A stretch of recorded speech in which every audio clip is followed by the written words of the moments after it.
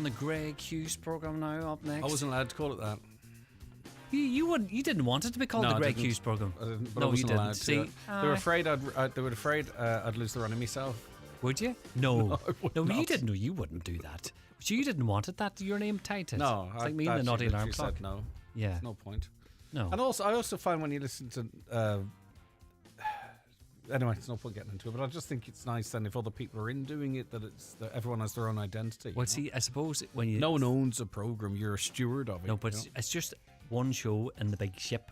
Do you know we're all sailing in one direction? It's one big show. Beautiful. That's just magic. I wouldn't talk too much about sailing if I were you. The last time you went sailing in one direction, you ended up on Tory Island. God, this Tory Island's never going to leave me alone, is it? That's I love exactly Tory right. Island. I need to visit out there again. So the Mark English obviously into the semis of the 800 metres. Fantastic achievement yesterday. Brilliant. I was asking the girls out there if there was one Olympic sport, right, that you could have got involved in, what would it have been that you could have actually not made a complete hames of? Running. Running. Yeah, What I believe I distance? would be a great. I don't know, but Well, there's a huge difference between 100 metres Oh, well, dash. hold on. You just give me a discipline. I'm just saying, running. I could run. Do you know what I mean? Yeah. I've ran a couple of marathons long time ago. and Okay. a few 10Ks and stuff. So you could do. You could do whatever, but You know those you can do walkers? whatever if you do the training. If You you, know put those in, walkers that walking crack they Speed do? walking. Yeah. I think they do a mile in about 5 minutes. I know it's madness, Isn't it? Do you know it's like crazy what they can Must do? be terrible on your hips. Just let's just flip it around. What would you do then? I don't know. Boxing? You got the nose for it. It's already. It's not too sort of- big. No, but it's already big and flat. So Yeah, no, do you know what I mean? It'd take a have to worry pounding, wouldn't about it? it. Here, come a bit closer here. Bang, no. So no, you, I don't know. You would boxing would be tough. That's a tough discipline, that isn't Yeah, it? well, sure. You put the time in. You get them. You get Well, the it's rules. like any you do anything you put your mind to. You put in the exercise. Exactly. So and running. training. Yeah, I'll do the run. All right. Okay. Yeah. Well, listen. Keep on. Any luck rolling. with the chicken since? No. No, there's a lovely lady. I think it's Teresa over in Finturn's invited us over. That's a lot of luck.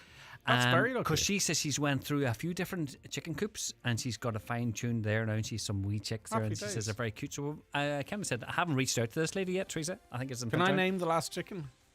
I don't know about that. All right. Well, maybe we could put it out. No, me.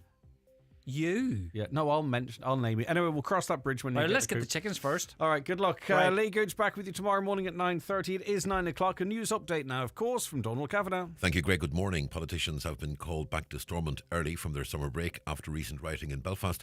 The PSNI has called for backup from police forces across the UK and says 5 more arrests were made as they dealt with a number of race hatred crimes and incidents last night. Disorder since an anti-immigration protest at the weekend has included attacks on police and businesses and a spate of what are being treated as racially motivated hate crime attacks. Dr. Emma Murthy-Nambi, who works at Algovan Hospital in Derry, says some overseas health workers are now questioning if Northern Ireland is still safe for them. Obviously, the reason why we work is to look after our family, and if they're not feeling safe, there's no point working here. And that's been reflected by quite a lot of colleagues who I've been speaking to in Belfast and Antrim, who've said that they've been made to feel unsafe, and if this continues, they are going to think about leaving. Reports of small landlords leaving the rental market in their droves may not be accurate. The process is regularly blamed for high rental prices and the shortage of properties to let, but figures from the Residential Tenancies Board show the number of landlords with just one rental property remained largely the same at 26% between the middle of last year and March of this year. The number of private landlords renting homes registered with the RTB also rose by almost 7% to over 103,000 in the same time frame. The first sod's been officially turned on phase 2 of the Burton Port regeneration project by Minister Charlie McConalogue. It'll run in tandem with a scheme to refurbish the quay wall. With more, here's Donna Marie Doherty. Speaking at the sod turning ceremony, Minister Charlie McConalogue said the next phase of development, which will see an investment of €3.3 million, will deliver a new harbour, ferry terminal building and an enterprise building. Minister McConalogue says for many generations Burton Port has been the gateway to Arranmore, Innisfree and Rutland Islands, and this regeneration project will be carried out alongside another project to refurbish the quay wall, for which his department has allocated over €1.4 million. He said the two interconnected projects will facilitate the expansion into tourism and leisure activity into the area to accommodate the huge increase in visitors to the islands, particularly to Arranmore.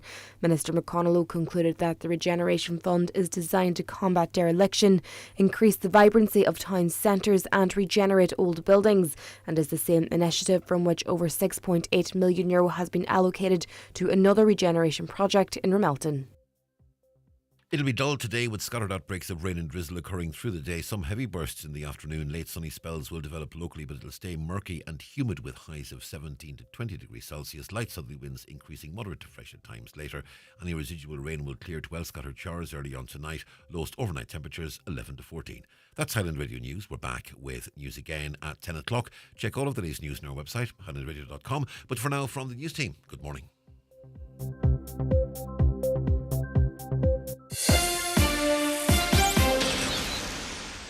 Mum, why do they call it Scottish cheese? It's cottage cheese, honey, and I'm not sure. Do dogs in other countries speak different languages? Yeah, I think so. When will we get there? Well, we've got to fix the car first, but there's someone coming to help us. Is it the man from Geneva? Not Geneva. He's from Aviva. Oh, there's the van now. For car insurance with breakdown rescue, it takes Aviva. Visit aviva.ie to save 15%. Acceptance criteria, terms and conditions apply. Minimum premium of €310. 15% discount applies to new policies bought online. See aviva.ie for details. Car insurance is underwritten by Aviva Insurance Ireland DAC. Aviva Direct Ireland Limited is regulated by the Central Bank of Ireland. And now, it's time for the talk of the Northwest. The 9 to Noon Show with Greg Hughes on Highland Radio. Hello and a very good morning to you. You're very welcome along to Thursday's 9 till noon show on this, the 8th of August 2024. I hope you are all very well out there, as well as you can be.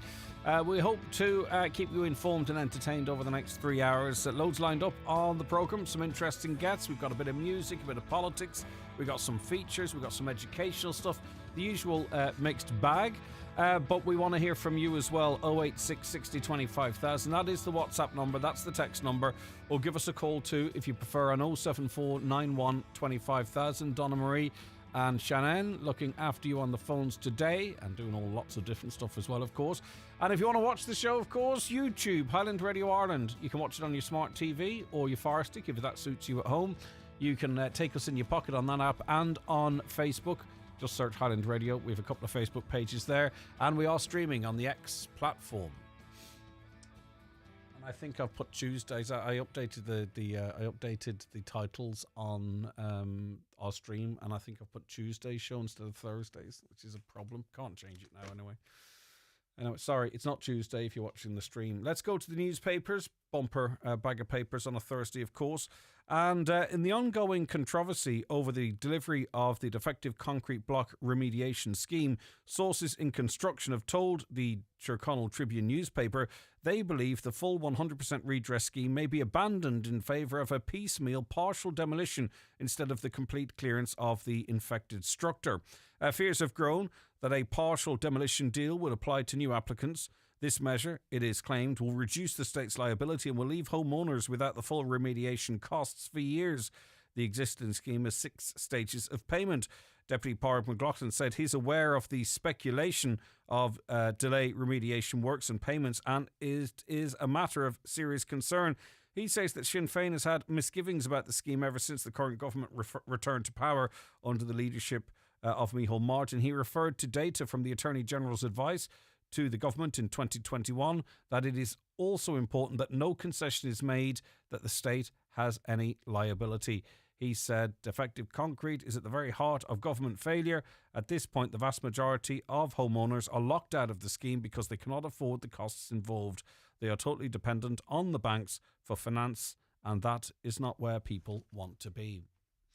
On to the Donegal news, and it's a somewhat related story. In the first demolition of a social housing project in Donegal, due to the presence of defective concrete products, could take place in Letterkenny in the not-too-distant future. Donegal County Council is seeking planning permission to demolish and rebuild a block of 18 apartments at Carnamugga. The apartment block, known as Block C, Naas Moor, was once managed by the Northwest Simon community, which ceased operations in Donegal back in April of this year. The Derry News, effectively a picture and a headline, is their front page. Derry says no to racism. There's a group of a couple of hundred people who are, there's a few from Donegal, Donegal for Palestine, some solidarity posters and what have you. A large crowd attend community solidarity rally opposing racism is the sub-headline there. On to the nationals now. We'll start with the Irish Times and some interesting figures published as it relates to the likelihood of you passing your test dependent on where you take that test. People taking the driving test at the Dunleera Dean's Grange test centre that is, were more likely to pass than learners elsewhere in Dublin, figures for the first half of 2024 show. National data on driving tests was provided to Waterford TD Mark O'Cahessy by the Road Safety Authority in response to a parliamentary question. The figures show a wide variance in pass rates across the country. So what are the pass rates up here? Well, let's start with the top. So Tralee, it's HGVs. That's in Kerry. The pass rate there, 91%. Very impressive. Burr, Offaly, 80% pass rate there. Cork, 73% pass rate. Down at the very, very bottom in Charlestown, 2 out of 3 people in Dublin fail their test there. Colester, 2 out of 3, also Bothershoughton fail their test there. But where does Donegal sit? Not too bad, actually, really. Letterkenny at the driving test centre there, 60% of people taking their test passed. 6 out of 10. Not bad at all. In Donegal town, it's just slightly lower than that, 59.8%. And I often would find it quite interesting in that you would imagine taking a test in Letterkenny would be far more challenging than Donegal town because, you know, you've got traffic lights, you've got the Polestar, you've got the 4 lanes. I'm not quite sure of the route, but in Donegal town, really, you know, you scoot around the Diamond, head out the Mount Charles Road, do a U-turn, out the Old Lahey Road, and away you go. But you're more likely to pass your test in Letterkenny. 60.6% do pass their test. In Donegal, as I say, that's Donegal town, 59.8%. In Buncrana, it's not too far behind, but it is behind. 58.8% of people passed their test there. Now, it's not first-timers, it's whenever they pass the test. So, whilst we are certainly nowhere near the top, about 20% shy of the top, we are not too bad. Above mid-table there. So fair play to you. Maybe it's down to the quality of our driving instructors. Maybe that's not factored in these things sometimes. The Irish Independent tells us that the population of Ireland has grown by 1 million over the last 17 years. I thought it was more, but it's 1 million over the last 17 years. But prison places remain static despite a recent upsurge in violent crime. Ireland has one of the lowest number of prisoners per 100,000 of the population in the EU because there aren't the places to receive offenders, i.e. we have less prisoners per 100,000 in this country because we have nowhere to put them.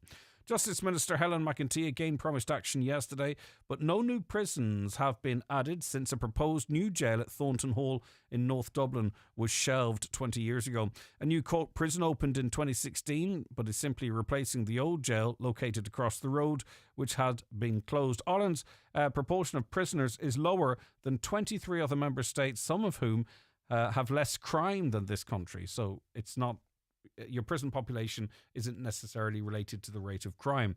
EU statistics show Ireland's low level of incarceration is only higher than Slovenia, Finland and Iceland, all of which have more law-abiding citizens. There you go. On to the Irish Daily Mail now, and the Irish government seem to be locking horns with social media companies. I think it's a battle they will lose. I think at this point, really, it's just a battle of talk, isn't it? You know, you've got Elon Musk taking on Britain and any other country that wants to square up to it.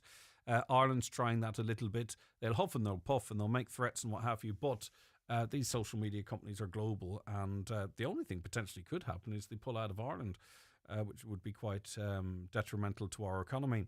But anyway, social media companies cannot act like the Wild West and ignore the laws of Ireland, according to the Taoiseach.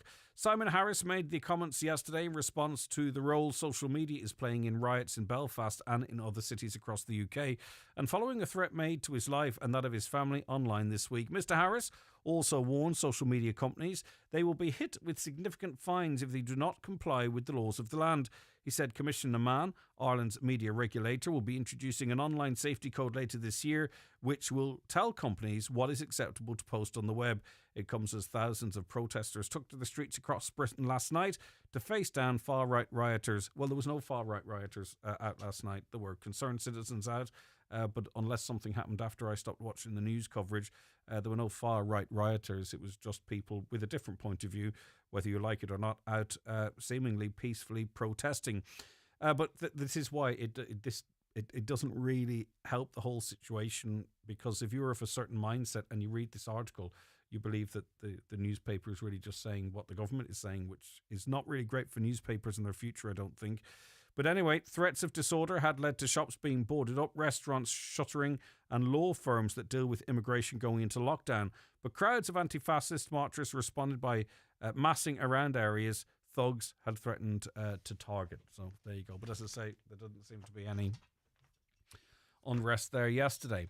Irish Farmers Journal, their leading farming story: top quality bull weanlings weighing 300 kg to 400 kg sold for $3.72 a kilogram in March this week, up a massive €160 ahead on the same week in 23.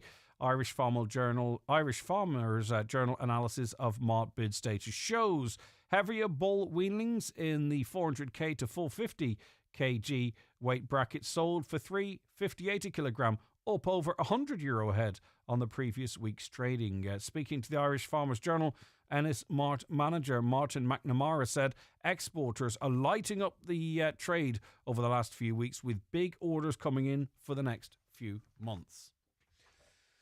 On to the Irish Daily Star now. Could be some good news for you. This story is percolating through the news cycle, it has to be said. But I do know a lot of people might be concerned about what the winter holds, especially if they're relying on social welfare payments or what have you. So it could be significant and maybe ease a bit of worry. That's why I read it, really, to be honest with you. And if something is published as often as it is, it means it is going to happen. Taoiseach Simon Harris has vowed there will be a cost of living package before the end of this year. He said this will be announced as part of Budget 25 on October 1st, and negotiations are continuing across government ahead of this year's budget, which will take place 1 week earlier than usual. The Summit Economic Statement stated the total size of the budget will be $8.3 billion, with $1.4 billion in tax measures. For the last number of years, the budgets have been supplemented by additional cost of living packages to ease the pressure of the crisis. This has included elements such as electricity credits and double or lump sum payments. While speaking at government buildings yesterday morning, the Taoiseach confirmed there will be a cost of living package delivered before the end of the year.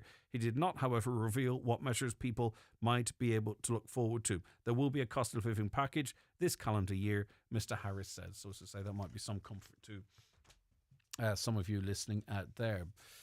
Just an update, and we referenced yesterday the awful stabbing for which, attempted murder stabbing for which a 50-year-old is before the courts. One of the girls, one of the victims, was particularly seriously injured, and for quite some time it was speculated on social media, which is a problem I have, that she'd succumbed to her injuries, but she continues to fight. And the little girl who was injured in the Parnell Square attacks has had her first visit home, and the mum of the little warrior admitted it was an emotional day for the family.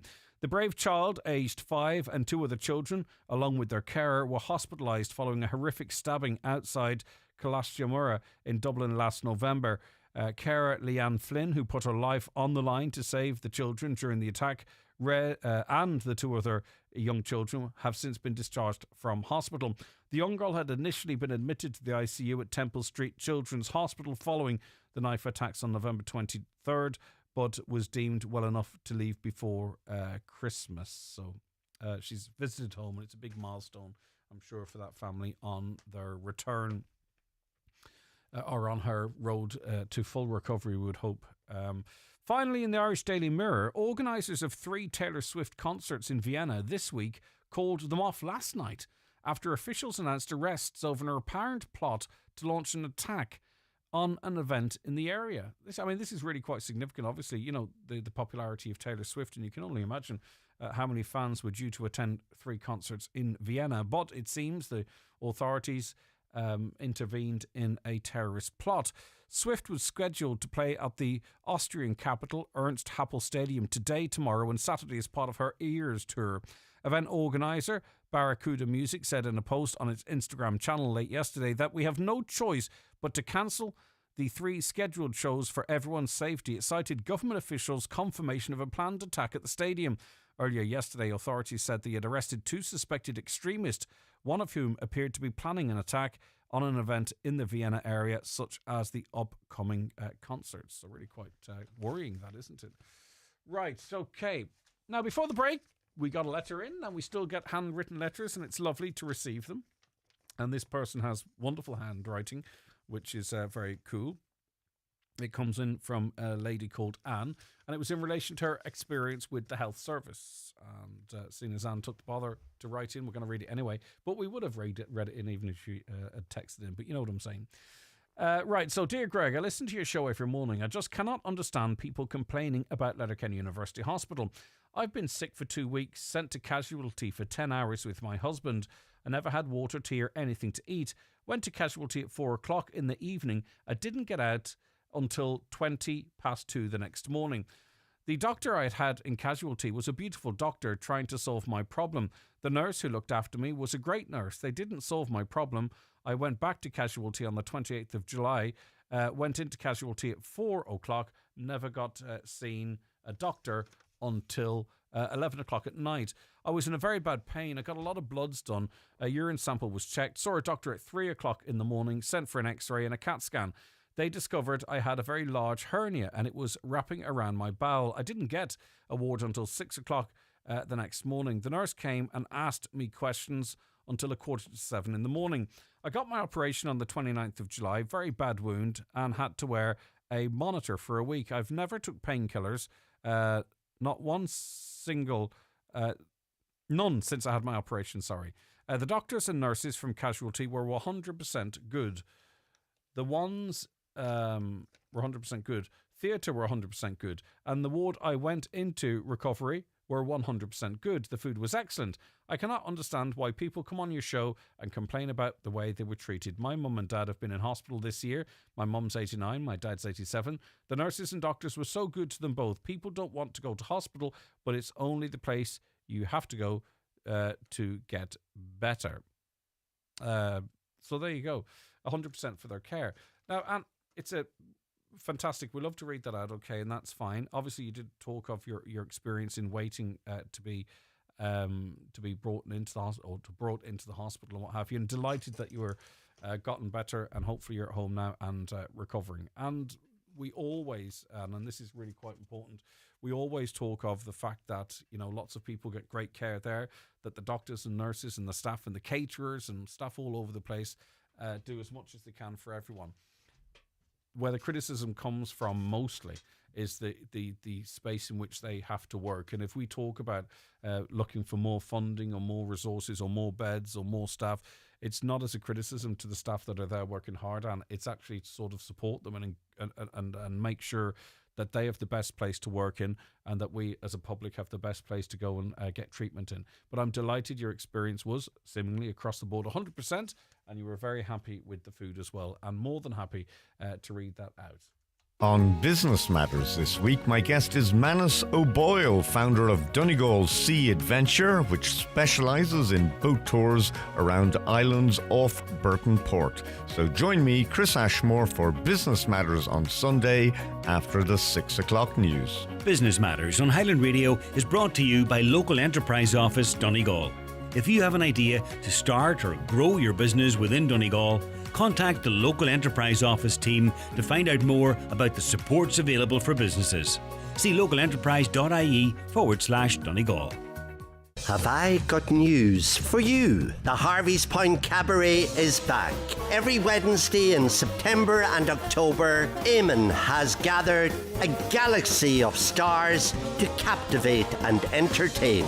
A scrumptious dinner, fabulous entertainment, or a 2-night accommodation package. Harvey's Point Cabaret 074 972 2208 for an immediate reservation, or harveyspoint.com. Cupra now in Donegal. Drop in and visit our new showroom at DMG Cupra, Clar Road, Donegal Town. Open event Friday 9th and Saturday 10th of August. Avail of our great Cupra offers over the weekend. Call the DMG Cupra sales team on 074 9721 396 or visit dmgmotors.ie. Highland Radio Time Checks brought to you by EirGrid, the operator and developer of Ireland's electricity grid. EirGrid, powering up communities, powering up Ireland. The time is... It's 22 minutes past 9. Now, we are, and children, put your fingers in the ears, but we are coming to the point where us adults have to start thinking about getting back to school, be it trying to gather up money for uniforms or school books or organising school transport or whatever it might be. So we're worrying whilst hopefully the children are still enjoying their time off. Elaine is a parent and joins us now. Elaine, how are you getting on? Good. Right, Elaine, if we could get this sorted out. Exactly, I know, and that's what we're trying to do today. What's the situation, Elaine? Basically, Greg, we have children that have attended a school in the area for the last 7+ years. Before I moved to the area, my child was already at the school. Mm-hmm. So we had a provider providing us with a bus to take the children to and from school. Mm-hmm. So was this a private operator separate from... Private operation. Okay. Yeah, it was.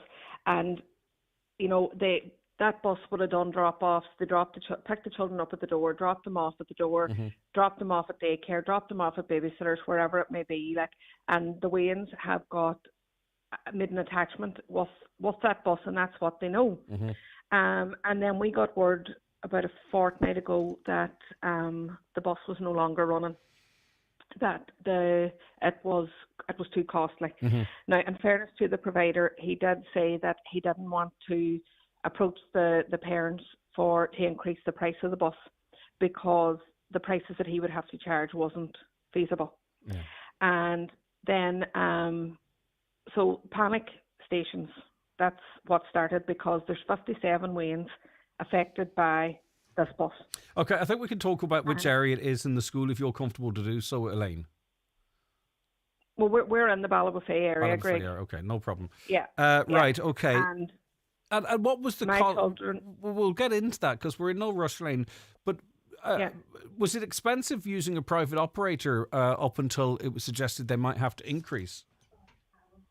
Well, it was feasible. It was feasible because when the run started out, Greg, it was €25 for one child, 5 days a week. Okay. And then the price increased then as the children were added. Do you know what I mean? And for me, it was more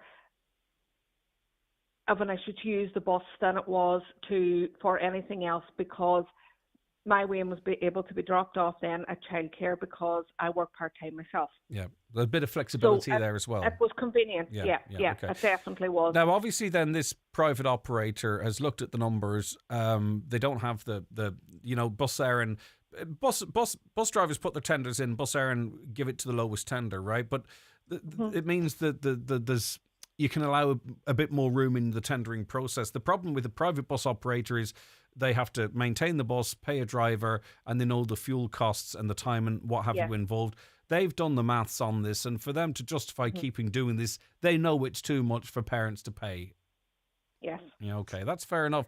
The problem was there was not enough children for 2 full buses and too many children for just one. Yeah. I get you.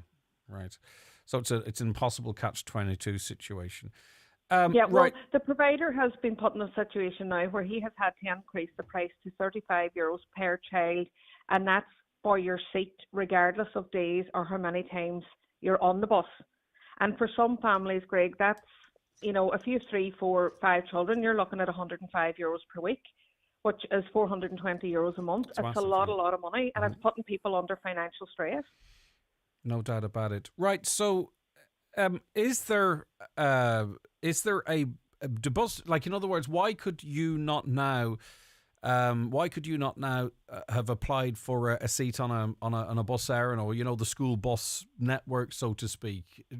I have done that. Okay. Yeah, I have went on to Bus Éireann and applied for 2 tickets for my girls.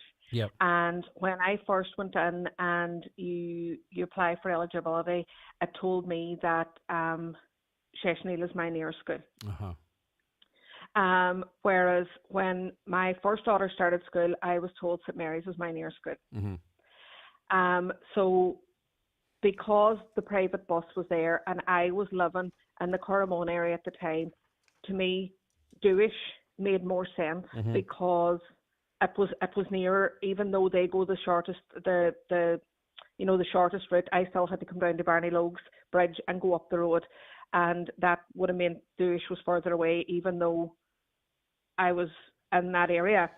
So I just sent her on to Dooish. So when I applied to CIE, then they said I wasn't eligible for a ticket. However, I can apply for a concessionary ticket. Mm-hmm. So I went and did that, and they have come back to me, and I have been allocated 2 tickets for my girls, Mm-hmm. but they have to make their way to the bottom of Capri, which is less than 650 metres from Blue Cedars, Greg. And anybody that knows that road, I walked that road myself, and it's a danger to Wayne. Mm. Expecting them to go that far. And I know that there's children out there that that have iPass applications, and there's a bus that comes out the road just over 1k to turn and go back in and drop them children off at a safe location. But our children are being expected to walk on a main road that doesn't even have a footpath. And especially at that time in the morning, you can imagine the congestion of traffic. Yes. So, Elaine, just so I'm clear what your status is, and I want to chat to Stephanie a moment as well, is that you have something of a solution, but the problem is that the pickup point is so far from the house. In other words, it's not ideal, but you have like sort of 50% of a solution there, but the gap at this point is the pickup point to your house. Yes, but Okay. It's not even to the house, Greg. It's to the bottom of To the a safe estate. space, yeah. No, I get that. Yes, no, I'm not picking to a holes. I safe just want to make space, sure I'm and absolutely clear. Yeah, and you're it's quite a right. danger. It's a danger to children. And there's, I know they say that they're still telling me that my nearest school is Sheshanil, and my oldest child gets learning support where she is. Yeah. And if I was to put her into a bigger school, Greg, she would just get lost in it. And she wouldn't get the support that she's getting now, and that's going to affect her, herself. Never mind the fact that the whole change of having to go to a new school and make new friends and change their whole routine. Yeah. Yes, I understand exactly where you're coming from. Stay with us. Stephanie has also been using this private service for 7 years.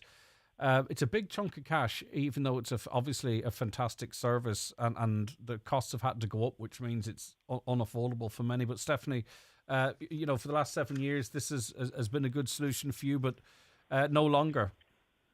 Yeah, pretty much, Greg. As I said there, we've been using the service for 7 years. We rely very heavily on it. I don't drive or anything, so it really is our only way of getting the kids to school. But with 3 kids, €35 a head, that's my full child benefit a month on just a school bus. That's not feasible. Don't get me wrong, I have a child here with additional needs. I put her on a special needs bus tomorrow, but she was used to the private run with her siblings. She felt comfortable with her siblings. She's used to the run. She knows how it works. I didn't want to change that. Now, in saying that, if I was to contact the Board of Education now to get that bus, they're going to have to pay for a bus, a driver, and an SNA to sit on that bus with one child. But they can't pay a few extra pounds to come 350 yards to the bottom of a housing estate to lift up 6 children and take them to school safely. There's no logic to any of this. There's no help. There's no support. Everywhere we've turned, it's red tape. So, everywhere. In relation to your 3 children, the 2 children, the siblings of the child with additional needs, they have got a seat with Bus Éireann, but again, the pickup point is a long way away. Is that the case? That's the case, yeah. So I don't drive at all, so I would have to walk 750 yards. So that would be from my house to the bottom of Capri Road. Now, I have no problem going to the bottom of Blue Cedars with the kids and walking them down there and being there for them at pick-up time. What my issue is walking from Blue Cedars to the bottom of Capri Road on a road that I've walked for 2 years, Mhm. where cars zoom past you at maybe 80, 90 miles an hour. How are we meant to walk that with So children? again, in terms of your two siblings and Elaine, what we're looking at here is a little bit of flexibility from Bus Éireann to send the driver up to the bottom yes, of Blue basically Cedars. basically that is all we are asking is for the bus just to come an extra 350 yards Mhm. to pick up 6 children safely and take them to school. And you both That can is make a all we are compelling asking. argument that this is about safety, isn't it? It's huge safety risk. Like, you know, I do not feel comfortable walking that road with my kids, and I don't want to be burying one of them either. Yeah. Now, in You know, relation that's- to your daughter with additional needs, pardon my ignorance, if she was able to travel on the private bus operator with her siblings, and again, this is probably my ignorance, why can't she, Stephanie, travel on the Bus Éireann bus with her siblings? She can. Oh, This she is- can, right, This okay. is what I'm saying. She can. But what I was saying was, you know, I could easily get her on a special needs I bus get tomorrow. you now. Understood. Yes. But the Board of Education is going to have to fund all of that. I get you indeed. So, Right. In other, you know, in there's other no words, difference. the money that you could cost the state in inverted commas for one daughter would be far it'd be far cheaper for all your children to be able to travel together, but for this bus to go a little bit further up the road to pick them up. I get it completely now. Elaine, Exactly. If we'd be picking up 6 children instead of 1. yeah. Elaine, I mean, listen, the point you made in that the level of flexibility for some children is, I know it's there as a fact. You're just asking for equal treatment. Exactly, yeah. And I know there's people out there, Greg, that, you know, there's somebody has to answer to somebody has to dot the I's and cross the T's, but this is children's safety that we're talking about. It's not even the value of the walk or anything else. You know, there's no footpath, and there's been deaths on that stretch of the road before. Yeah. Well, we don't want that. We don't want that at all. Yeah, we'll definitely not. we have all the details. We are making inquiries with Bus Éireann to see what they have to say or what rationale they use. Listen, I mean, they can say we do this, we do that, and we do the other. I think their part of the response does have to include why there is flexibilities in some parts of the service and not in others. Then, you know, the block answer we might have got 5 or 6 years ago, I think it needs to be a little bit more detailed, so we know that why we can't have a level of accommodation that you see with other children with your children. And I'm choosing my words We very have carefully. been liaisoning. Yeah, go ahead. We've been liaisoning with Bus Éireann and with the provider that was there before, and they have tried their best to keep costs down. They've tried to accommodate us and that, but they said they can't go off the route unless the Board of Education approve it. Right. Okay, so they're up for it. They just need the approval. They just need the approval, yeah. All right, leave it with us, Elaine and Stephanie, both of you. Thank you very much. I mean, the start of the school year is just around the corner, 17 odd days, isn't it? So this is something that needs to be it's addressed been as soon. stressful for the last 3 weeks, and we only have a few weeks left. All right. Well, we'll see what we can do. Thanks very much, ladies. I appreciate it. That's Elaine and Stephanie there. If Lorena on Facebook says it's a bad road, so I presume Lorena would be in favour or supporting the mums there in their concerns. We got a statement in from the HSE. We got it yesterday. I just didn't have a time to get to it, and it's just in relation to respite services at St. Joseph's Community Hospital. So this came through on the 7th of August, and I'll read it out in the interests of fairness and also for the record. Following a HIQA inspection last week in St. Joseph's Community Hospital, Stranraer, and in order to continue to operate within the regulations, a number of respite beds had to be temporarily closed to allow for essential refurbishment fire upgrade works to continue. A number of respite beds in Finview Ward had to be cancelled for an approximate 4-week period in order for these essential works to be completed. The HSE is working closely with HIQA to ensure these beds become operational as soon as possible, and alternative respite arrangements have been offered to patients and their families. And the one thing I would say is thank you very much to the HSE for that statement. But HIQA went in on Friday and the HSE made that decision straight away. If that information had been passed on in the exact form it is now to either us or local public representatives, again, we could have avoided, coverage, and we could have avoided anxiety. We couldn't have made it not be there, but we could have avoided unnecessary anxiety. And all I would suggest to the HSC and their media crews, try and get this stuff out a little earlier. Because we wouldn't have had that convo yesterday, really, and trying to get to the bottom of it ourselves if we simply had the press release on time. We had a contact from a caller, and their question went as long as this. My boss says we need to start increasing office days. It wasn't what I signed up for. Am I in the wrong? Now, presumably there's flexible working here, and you are seeing more and more people being called back into the office. But this person, their boss has come to them and says, I need more office days for you. But they're saying it's not what I signed up for. I think you need to have a deep dig into the contract there to see did the employer leave wiggle room for such a move into the future. Greg, talking about e-scooters and pavements, I was just thinking, why do they not empower traffic warden enforcement of the law and introduce a lead-in time with warning, say for a month, then fines thereafter? Yeah, indeed. Traffic wardens, I think they can do you for tax, can't they? Which is beyond the scope of parking. Unless I'm mistaken, I believe they can. So why not? Possibly something that could be looked into. A caller says, could someone please remove the multicoloured flags from Letterkenny Main Street now the parade is over? So they're obviously in some way bothered by them. 086 60 25,000 is the WhatsApp and text number. Give us a call on 07491 25,000.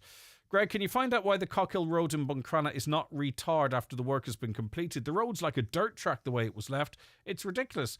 You could not see this type of work in Northern Ireland. The council should be ashamed of itself, as should our councillors. We, the motorists, pay car tax and the NCT to drive on a surface not fit for horse and cart. Anyone out there have any insight as to why the Cockhill Road then has not been resurfaced? Right, now we are going to say good morning now to Councillor Jerry McMonigal. Good morning, Jerry. How are you keeping? Not so bad, Greg. Good morning to you and all your listeners. Thanks for joining us. On the front of the Donegal News today reports that the first demolition of a social housing project in Donegal due to the presence of defective concrete products could take place in Letterkenny. And it's an apartment block in Carnamugga. What do we know about this? Well, it's an Asmore and it's Block C. It was owned by the Northwest Simon community. They had got it from the Department of Housing. It fell into disrepair due to defective concrete blocks, and they no longer could keep their tenants in place, and they actually gave the building back to the department. The council then, we got a presentation on it a number of years ago, maybe 3-4 years now ago, that we would have an interest in it, and we thought it was a project that we could make an application to the department and extend it from what was then 12 apartments to 18. So that application was made, and then just as we're here now, that permission has been given under the Social Housing Investment Programme to allow the council that it could be demolished, and that we would then rebuild and increase the number of apartments by 6. So it's not getting done under the remediation programme. That's what I was going to say. This then sounds like really it's just a building that has gone beyond use for whatever reason to be tossed and another one built on that site. So, I mean, obviously it is connected to the defective concrete block issue, but re-establishing accommodation there is not really part of the scheme, or any scheme for that matter. No, it's not. In fact, the remediation scheme for social housing has yet to be signed off on by the department. And as we're aware, and we know that apartments aren't going to be part of that scheme as of yet. The government has resisted in including apartments. And I know that Donegal County Council officials who are dealing with the department have been arguing strongly for apartments to be included, that we can't make chalk and cheese of our tenants. We can't build houses in developments where their apartments are located and also affected and leave them. So, this was done under the Housing for All strategy that the government introduced, and it was around the Social Housing Investment Programme. we put an application and we're bringing what we made the argument is we're bringing a derelict building back into use, and we were increasing the number of units that would be then open to be used. So obviously it's taken a number of years, but the application now has been accepted.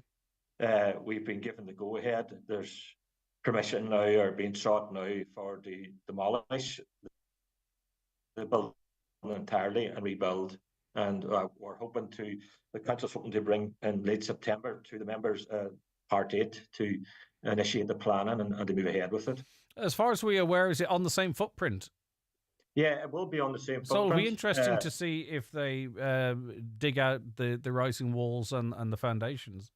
Well, this is something as I say, we are going to get and I've asked for this when it was brought to my attention. I spoke to the housing officials yesterday, and I asked for a presentation to be made to the members to bring us up to date exactly where it's at. And we can ask all them questions then, because it's important that we establish that. And the other thing, it's how we'll be able to navigate and I very much welcome the fact that the officials will navigate and find this route to take this eyesore out of the local community and rebuild it with extra apartments. So, it's welcome news, it's good news, but you just have to wonder why is it taking so long for the social housing remediation scheme, and why are apartments still being excluded from that scheme? Yeah, again, I just would be fascinated to know if the likes of the foundations are good enough for public money in this way, compared to sort of situation with the defective concrete block scheme and private home operation. But there is an issue in how long it takes to deliver social housing. I mean, you hope sometime soon we're going to see some come on stream, but the desperate situation individuals are in right across the county. We spoke to a lady yesterday whose rent was increased by 140%. It went from something like $550 to $1,400. She's there, a single mom, I believe, with her children. No hope. It's and there's no rent pressure zone around here. Landlords can do what they like within the law, of course. And there is the option of council housing isn't there yet. Is it going to come on stream anytime soon? Well, look, what there is now is a programme, and there is a strategy. We have acquired plans, but you're right, it has taken far, far too long. I mean, the Oran Hill site where the contracts were signed there about 3 weeks ago, they've erected the fence around the site now, which is welcome, and hopefully would mean that there's going to be diggers moving on the site and it's actually going to be built. But that was in 2019, that was passed.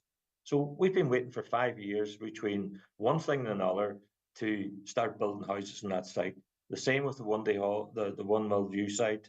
And it just seems, there seems to be blocking all the time. There's to be so much red tape. It's up and down to Dublin to the department, getting this passed, that passed. And then it's getting on site and actually putting blocks on top of blocks. And you're right, Greg, as councillors, we're dealing, and I have on a number of occasions in recent months, that homelessness is going to go through the roof. There isn't the private rent that's available, and any that are not sustainable to people who are in low incomes, and indeed young families. €1,400 a month, even with the HAP support, it's not adequate. It's not a sustainable tenancy, and it's going to lead to people getting into debt and homelessness in the months ahead. And we need to be moving quicker, and that's why we talked about alternative means of providing housing quickly and effectively, and looking at the modular type home, and can we build them there as a stopgap to allow us that space, because it's going to be a couple of years before houses start really coming on stream, and the numbers that we need right across this county, but particularly in the Letterkenny, Milford, MD, not particularly if you're in Inishowen or if you're in the Glenties electoral area and you're seeing vetted delivery. But I do understand the area that you represent and where you're coming from in relation to that, and of course too. I think one of the biggest barriers to providing housing, firstly, I mean, obviously you've got this basket case of a planning system, but it's the infrastructure, it's connections to sewers, it's connections to the water supply. I mean, I think Letterkenny, I don't know. I mean, Letterkenny must be at capacity in terms of the water it can supply. And the reason I say that is because if there is a burst, the water doesn't necessarily go off, but parts of Letterkenny lose water. So that must mean it's running at 100% capacity. So what will that really mean to any future planning applications? What does it mean in different parts of the county in terms of, roads access, the type of roads, whether they can take more traffic, as I say, whether the water and sewage infrastructure is there? I mean, these are all problems that I think can't be overcome even with the will. It's going to take money, time and investment. Yeah, and they're not. You're hitting the nail on the head there. Like, we've been raising those issues with Irish Water for some years now. I've been raising on a number of occasions around the capacity for Letterkenny, and our future vision for it, and the plans we're making, because currently our water is coming from a number of sources, but it's increasingly become more dependent on the Fullerton Dam in a show. It's coming right up the road through Burnfoot, Bridgend, Manor Cunningham into town.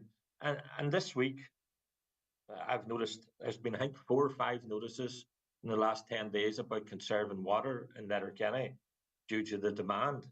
Now, the weather that we've been having would suggest, there hasn't been any droughts, there hasn't been weeks, spells of. It would just make you wonder what the situation might be if it didn't rain in July. But keep maintaining to us that we have adequate supply, not just for the current day, but for the plans that are there for the future. But the problems with water that we're hearing belies that that's not the case. So I think we need a percentage figure as to, in terms of water available and water usage, what percentage are we at? Because that's everything, as you say, and you quite rightly pointed out, and it skipped my mind. When we're talking about conserving water, we should always conserve water. But I'm not sure there's an awful lot of swimming pools and what have you around Letterkenny or what have you. You'd have to ask the question, how robust is the Letterkenny supply going forward, and how will that impact developments going forward? All good questions. Councillor McMonagle, thank you for your time as always. I do appreciate it. Councillor Jerry McMonagle there. If you've got an insight into that, 08660 25,000. Let's take a break. I'll be back with more of your comments shortly. Letterkenny Summer Sessions Festival presents a full weekend of concerts at the Big Top at Kiltoy, Letterkenny from the 15th to the 18th of August. Thursday 15th of August, Kneecap, Casso, The Scratch and much more. Friday 16th of August, Dance Night featuring Brian Kearney, Shugs, Will Atkinson and more. Saturday 17th of August, The Wolf Tones and special guests. Sunday 18th of August, a very special show. Queen, Europe's most authentic Queen tribute, on stage alongside the Dublin Gospel Choir. Go to summer-sessions.ie or Summer Sessions on social media for tickets and all info. That's the highly anticipated Letterkenny Summer Sessions, 15th to 18th of August. Do you suffer from high cholesterol, menopause symptoms, digestive issues, anxiety, aches and pains, or a lack of energy? The highly trained team at The Natural Way Letterkenny can provide advice on natural remedies for a number of individual health issues. The Natural Way also has its own brand of herbal treatments to help fight fatigue, relieve digestive discomfort, maintain a healthy immune system and alleviate common menopause symptoms. The Natural Way at Letterkenny Shopping Centre, your one-stop health shop.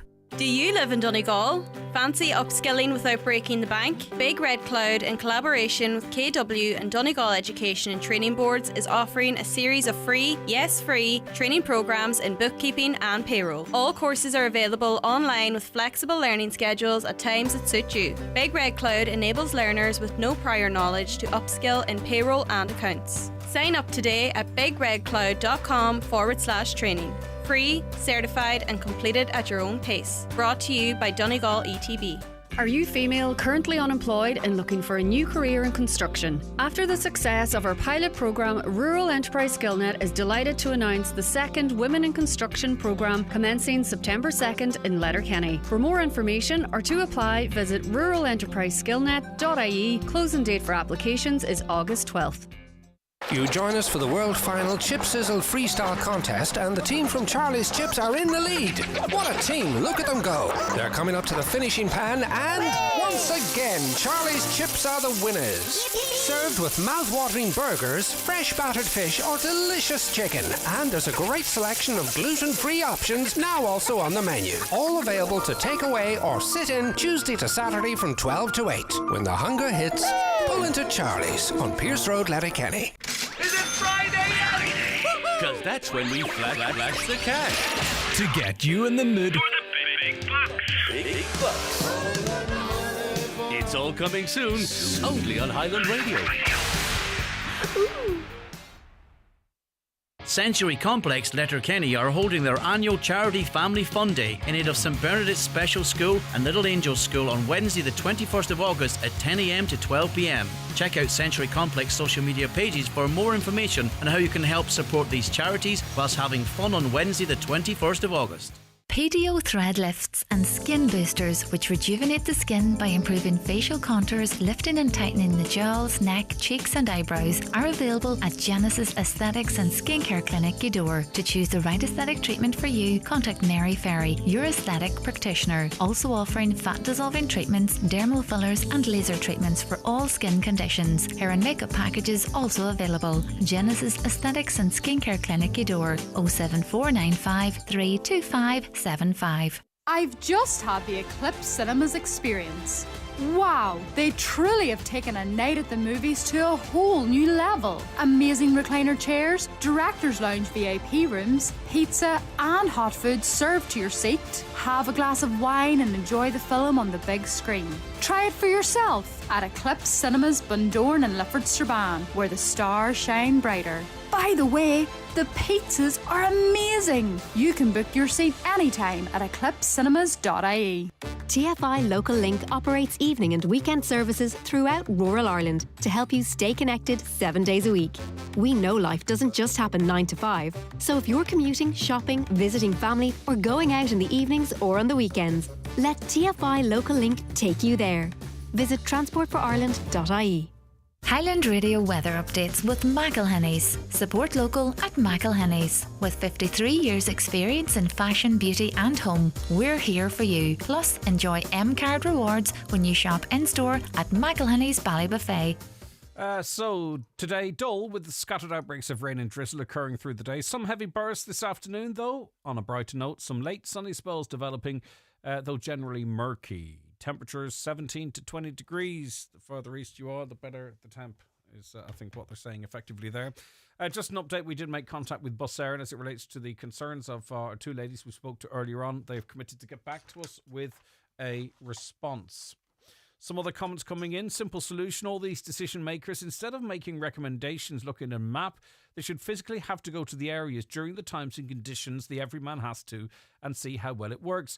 I hate to bring it back to that bloody road, but queue from Clanry Hotel every day. We need a ring road, and the new councillor should be doing more to fix this and not give the excuse that it's not us, we've nothing to do with it. That's what they were elected for, says that listener. Another comment coming in this morning. Good morning, Greg. In the Milford area, there is no school bus that collects the local national school kids. How is that? 2 buses go to the school, but they offer iPass kids, 8 on one, 5 on the other. We've got local kids having to walk in rain, hail, snow and stormy weather. No consideration or worry for Irish kids being soaked and frozen going into school in the morning and coming home as well. Again, I think all what we want is no services necessarily taken away from anyone, but all children are treated equally, as I think the Constitution sets out. Every year there's issues with transport or the lack of it for Irish children. No limits to providing door-to-door transport for a certain other group of people who are in our country. And as I say, we're just getting quite a bit of that. But I think that point has been made. And it might irk some that it's being phrased as it is. But at the end of the day, these parents want all children treated equally. And there's an awful lot of anxious parents out there. Greg, I do not accept the smart meter last time they were introduced. Have another letter in from the ESB saying they will be back in touch in 2 weeks about installing a smart meter. I'm wondering, can I refuse a second time? Thank you. Well, unless something's changed, you don't have to have a smart meter. Bottom line is if you don't get one, though, eventually the one you have will become defunct because they won't have parts or they won't service it. Or if it breaks, they'll say, well, we don't deal with them anymore. You'll need a smart meter. Like, it's coming down the tracks. But as far as I'm aware, you can still, it's your property. You can still refuse to have one. The ESB are only in charge of the network. You know, there's various other electricity suppliers out there. So I'll double check that. My understanding is that it's still very much up to you if you want to resist. Okay, another couple of busy hours coming up. I think after 10, we're going to have the Sinn Féin housing spokesperson Owen O'Brien on.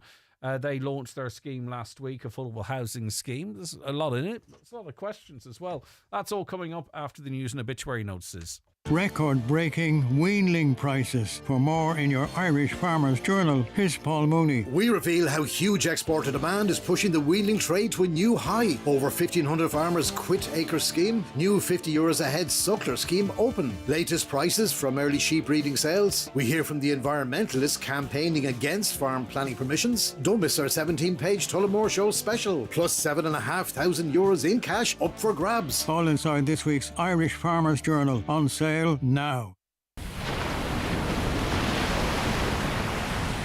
Looking for the best daycation ever?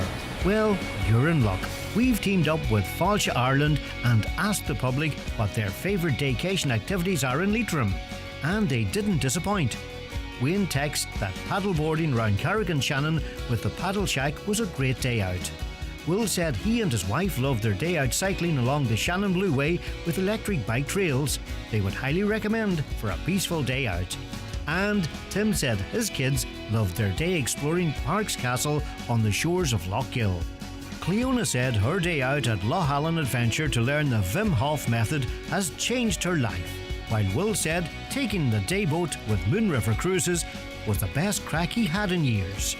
Plan your best daycation ever at discoverireland.ie and experience the feeling of a holiday all in one day. Join me, Marty Friel, every Friday night from 8 for Rockin' Hits on Highland Radio in association with Arena 7, where you can enjoy dinner and drinks in a Woodbury Grill, bar and restaurant before bowling in Arena 7's state-of-the-art lanes. See arena7.ie. If you're running low on worktop space, the new Ninja Double Stack Air Fryer is perfect. Raymond Sweeney here from Ben Sweeney Aeronix. With 2 stacked drawers and 2 meal racks, it evenly cooks 4 layers of food at the same time. Perfect for up to 8 people, saving up to 55% on energy costs compared to conventional ovens. See the new Ninja Double Stack Air Fryer at Ben Sweeney Aeronix, Port Road, Letterkenny, or in the shopping centre, Dunlow. Live, on air, online and on the Highland Radio app. This is Highland Radio News. Good morning, it's 10 o'clock. Donald Kavanagh at the news desk. The Northern Assembly is being recalled at noon today. It'll discuss violent scenes after anti-immigration protests in Belfast. With more, here's Chris Brennan. Well, the recall comes following a petition submitted by the Alliance Party and backed by the SDLP and Sinn Féin. A statement confirming the recall came shortly after Stormont's First Minister Michelle O'Neill and Deputy First Minister Emma Little Pengelly issued a joint statement saying there must be a zero-tolerance approach to racism and wanton destruction. The recall motion urges the Assembly to condemn the criminal damage and targeting of businesses, as well as rejecting all forms of Islamophobia, xenophobia and racism. Several business owners said they felt abandoned by police as crowds involved in a protest in the city centre dispersed and attacked shops and restaurants. Police mounted a significant security operation during lengthy confrontations between anti-Islamic protesters and those taking part in an anti-racist rally in Belfast city centre over the weekend. Well, hundreds of people attended an anti-racism demonstration in Derry last evening. Nurse and union rep Beverly Simpson says some overseas health workers are feeling unsafe after the Belfast incidents. Deflated, fearful, many distraught. They don't know what to tell their children. Some have actually left the country. Some had to move houses. Well, those comments were echoed by Dr. Ramamuthri Nambi, who works at Almagovan Hospital in the city. Obviously, the reason why we work is to look after our family, and if they're not feeling safe, there's no point working here. And that's been reflected by quite a lot of colleagues who I've been speaking to in Belfast and Antrim, who've said that they've been made to feel unsafe, and if this continues, they are going to think about leaving. The Residential Tenancies Board says reports of small landlords leaving the rental market in droves may not be accurate. That phenomenon is regularly blamed for high rental prices and a shortage of properties to let. However, new RTB figures show the number of landlords with just one rental property remained largely the same at 26% between the middle of last year and March of this year. The number of private landlords renting homes who registered with the RTB also rose by almost 7% to almost 103,000 over the course of the same time frame. Well, almost half of the national market now is made up of landlords owning between 1 and 3 properties. And Brian Galway, a senior research officer with the RTB, says that the number of renters registered has also risen dramatically. This is the first time, as I said, we've published this information, and it is quite interesting that we are seeing a consistent increase in the number of tenancies. It's gone up from 213,000 at the end of Q2 2023 up to just over 230,000 private tenancies at the end of Q1 2024. And it's an interesting trend we're seeing, and it's one that we will be monitoring into the future. The first od's been officially turned on phase 2 of the Burton Port regeneration project by Minister Charlie McConalogue. It'll run in tandem with a scheme to refurbish the quay wall. With more, here's Donna Marie Doherty. Speaking at the sod turning ceremony, Minister Charlie McConalogue said the next phase of development, which will see an investment of €3.3 million, will deliver a new harbour, ferry terminal building and an enterprise building. Minister McConalogue says for many generations Burton Port has been the gateway to Arranmore, Innisfree and Rutland Islands, and this regeneration project will be carried out alongside another project to refurbish the quay wall, for which his department has allocated over €1.4 million. He said the two interconnected projects will facilitate the expansion into tourism and leisure activity into the area to accommodate the huge increase in visitors to the islands, particularly to Arranmore. Minister McConalogue concluded that the Regeneration Fund is designed to combat dereliction, increase the vibrancy of town centres and regenerate old buildings, and is the same initiative from which over €6.8 million has been allocated to another regeneration project in Ramelton. Donegal's 3 driving test centres had pass rates which were above the national average in the first 6 months of this year. Figures published today by the Irish Times show that between January and the end of June, Letterkenny had a pass rate of 60.6%, the test centre in Donegal Town had a pass rate of 59.8%, while Buncrana had a pass rate of 58.8%.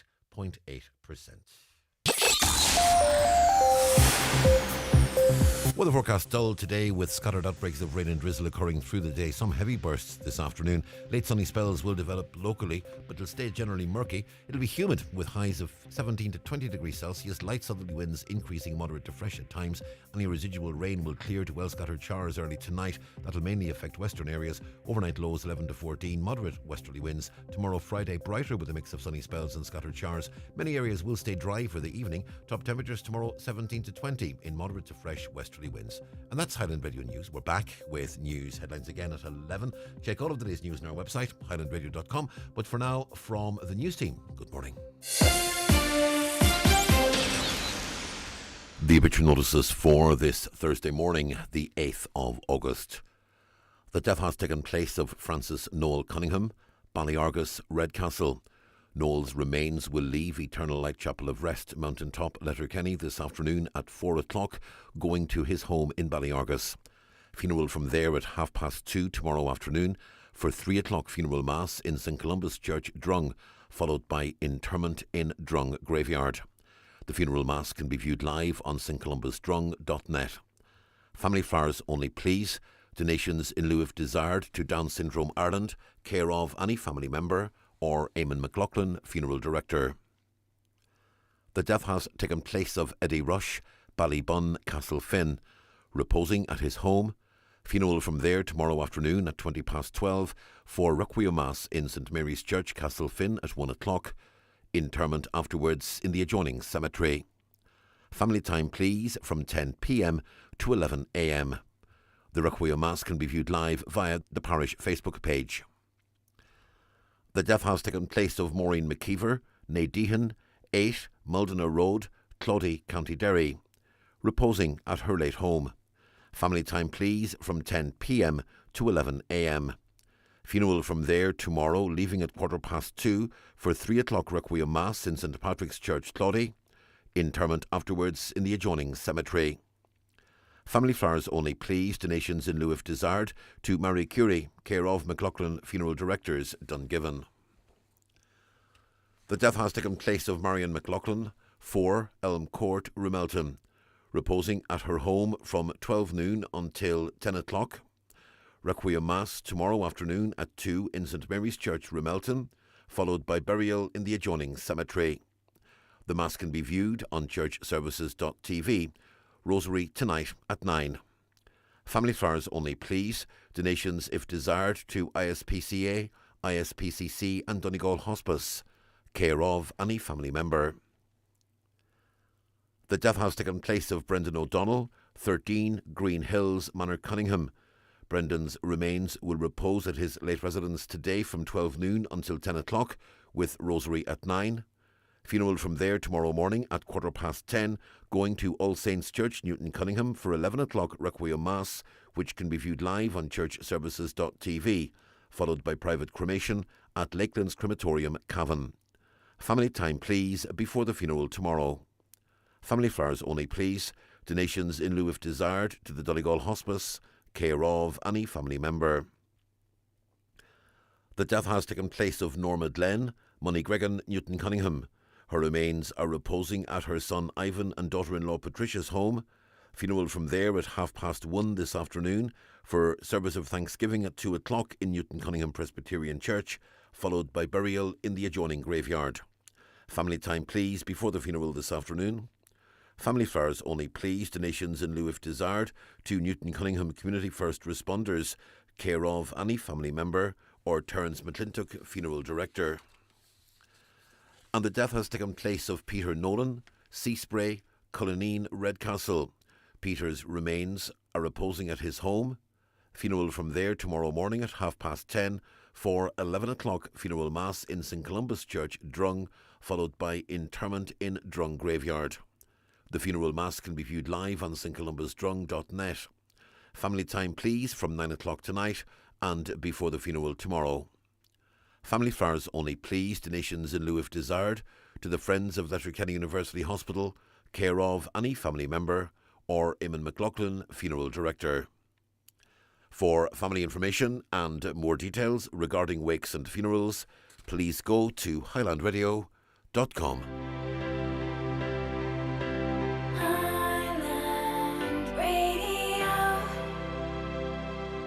At Alliance, we've been in Ireland since 1902, so we've seen a lot. Risings, tigers, clashes, crashes and recovery. And we've been around through it all. So here's to another 120 years of protecting the people of Ireland. Visit alliance.ie for a car, home or pet insurance quote. Existing customers can save an extra 5% when you buy an additional policy online.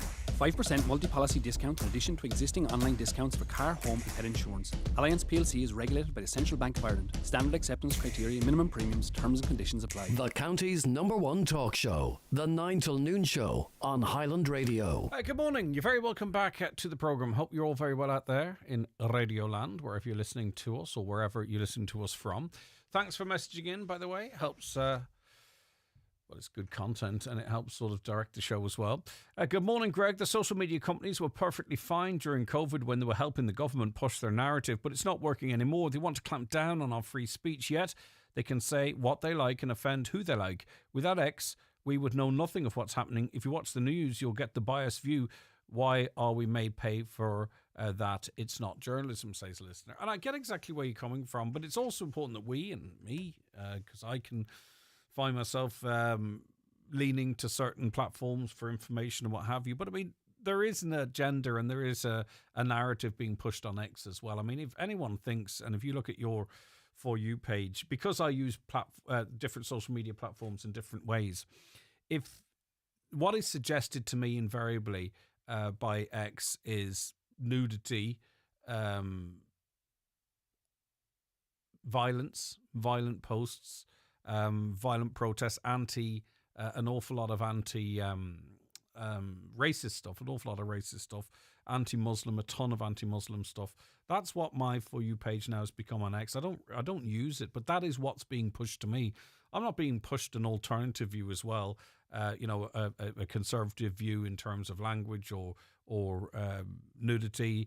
I'm not being sent any anti, sort of pro-unity posts about, let's figure out how we all can live on this ball of Earth together peacefully. So X in and of itself, certainly what's fed to me, and as I say, I don't use it that much, is very much anti-government. I wouldn't call it free speech either. I would call it the promotion of hatred and violence. I'm interested in finding a way that if there are differences or if there are problems, how we fix them.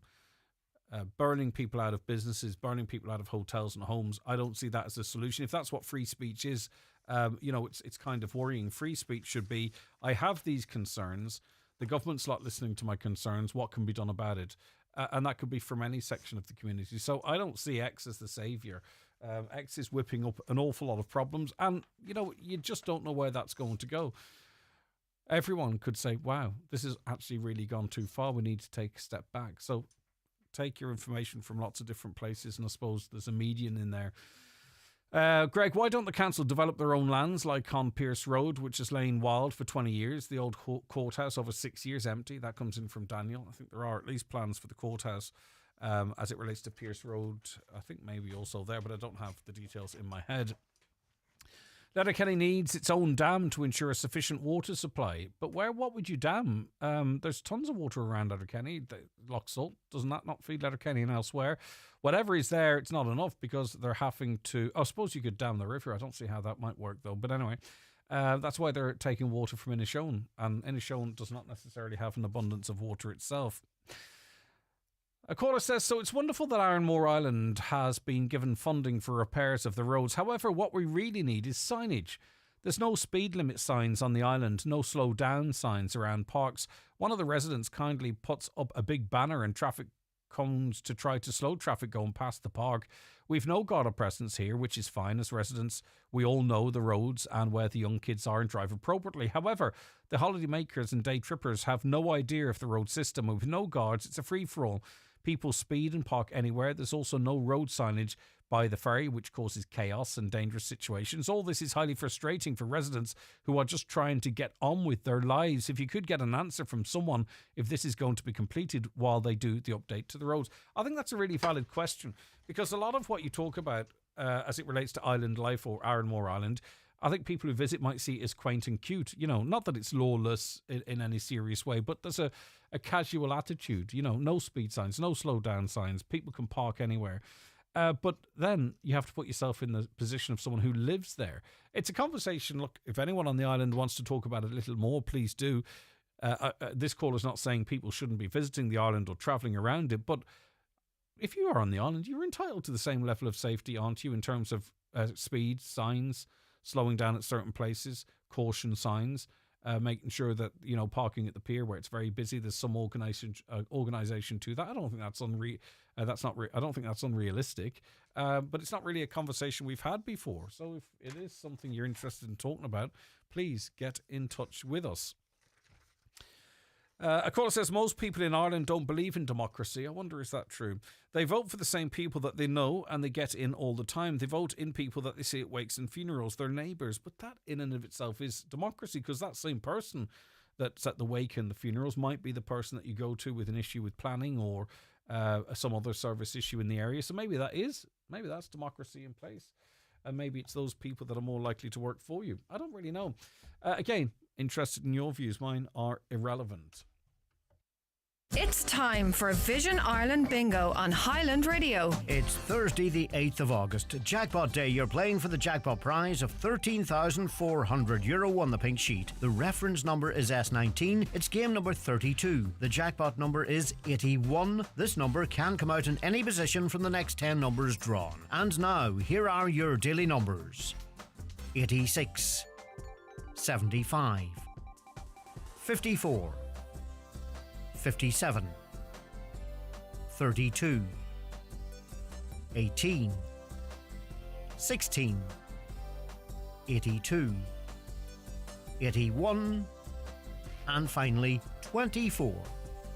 Phone your claim to 9104833 before 8 tonight, leaving your name, contact number and the name of the shop where you purchased your book, and we'll call you back the next working day. Get all your Vision Ireland bingo information at highlandradio.com.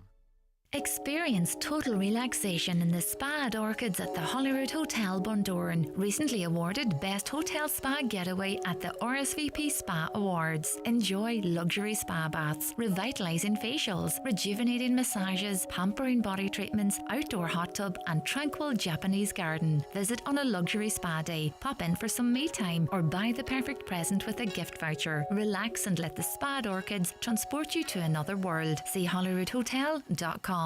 Sheridan Security, now introducing Zero Wire Smart Alarm Systems. Zero wire, zero mess, and a real peace of mind. With a simple press of a button, your alarm can be set or unset, or download the free app and control it from your phone. Call us today on 074 912 6025 and get your alarm from €299. Stay local, stay safe, and protect what you value most with Sheridan Security Systems. Ladies, discover exceptional gynecology care at Greenview Medical Centre in Letterkenny. Dr. Eliana Castaneda, an obstetrics and gynecology consultant with over 20 years' experience, offers comprehensive gynecology exams, advanced fertility treatments, pelvic floor care and aesthetic medicine with no GP referral needed. The next gynecology clinic is on Saturday the 10th of August and you can now book online at greenviewmedicalcentre.ie. Greenview Medical Centre, Riverside Retail Park, Letterkenny, a new health horizon. Excuse me, just had to clear my throat there. A caller says, good morning, Greg. Could you please find out why the top of the town in Milford is not being reclaimed using a CPO? They say there's a number of buildings up there that have fallen into disrepair and that the site should be taken over and developed for social housing. I don't know the current ownership of those properties, but they believe they should be taken into state ownership and used for housing developments.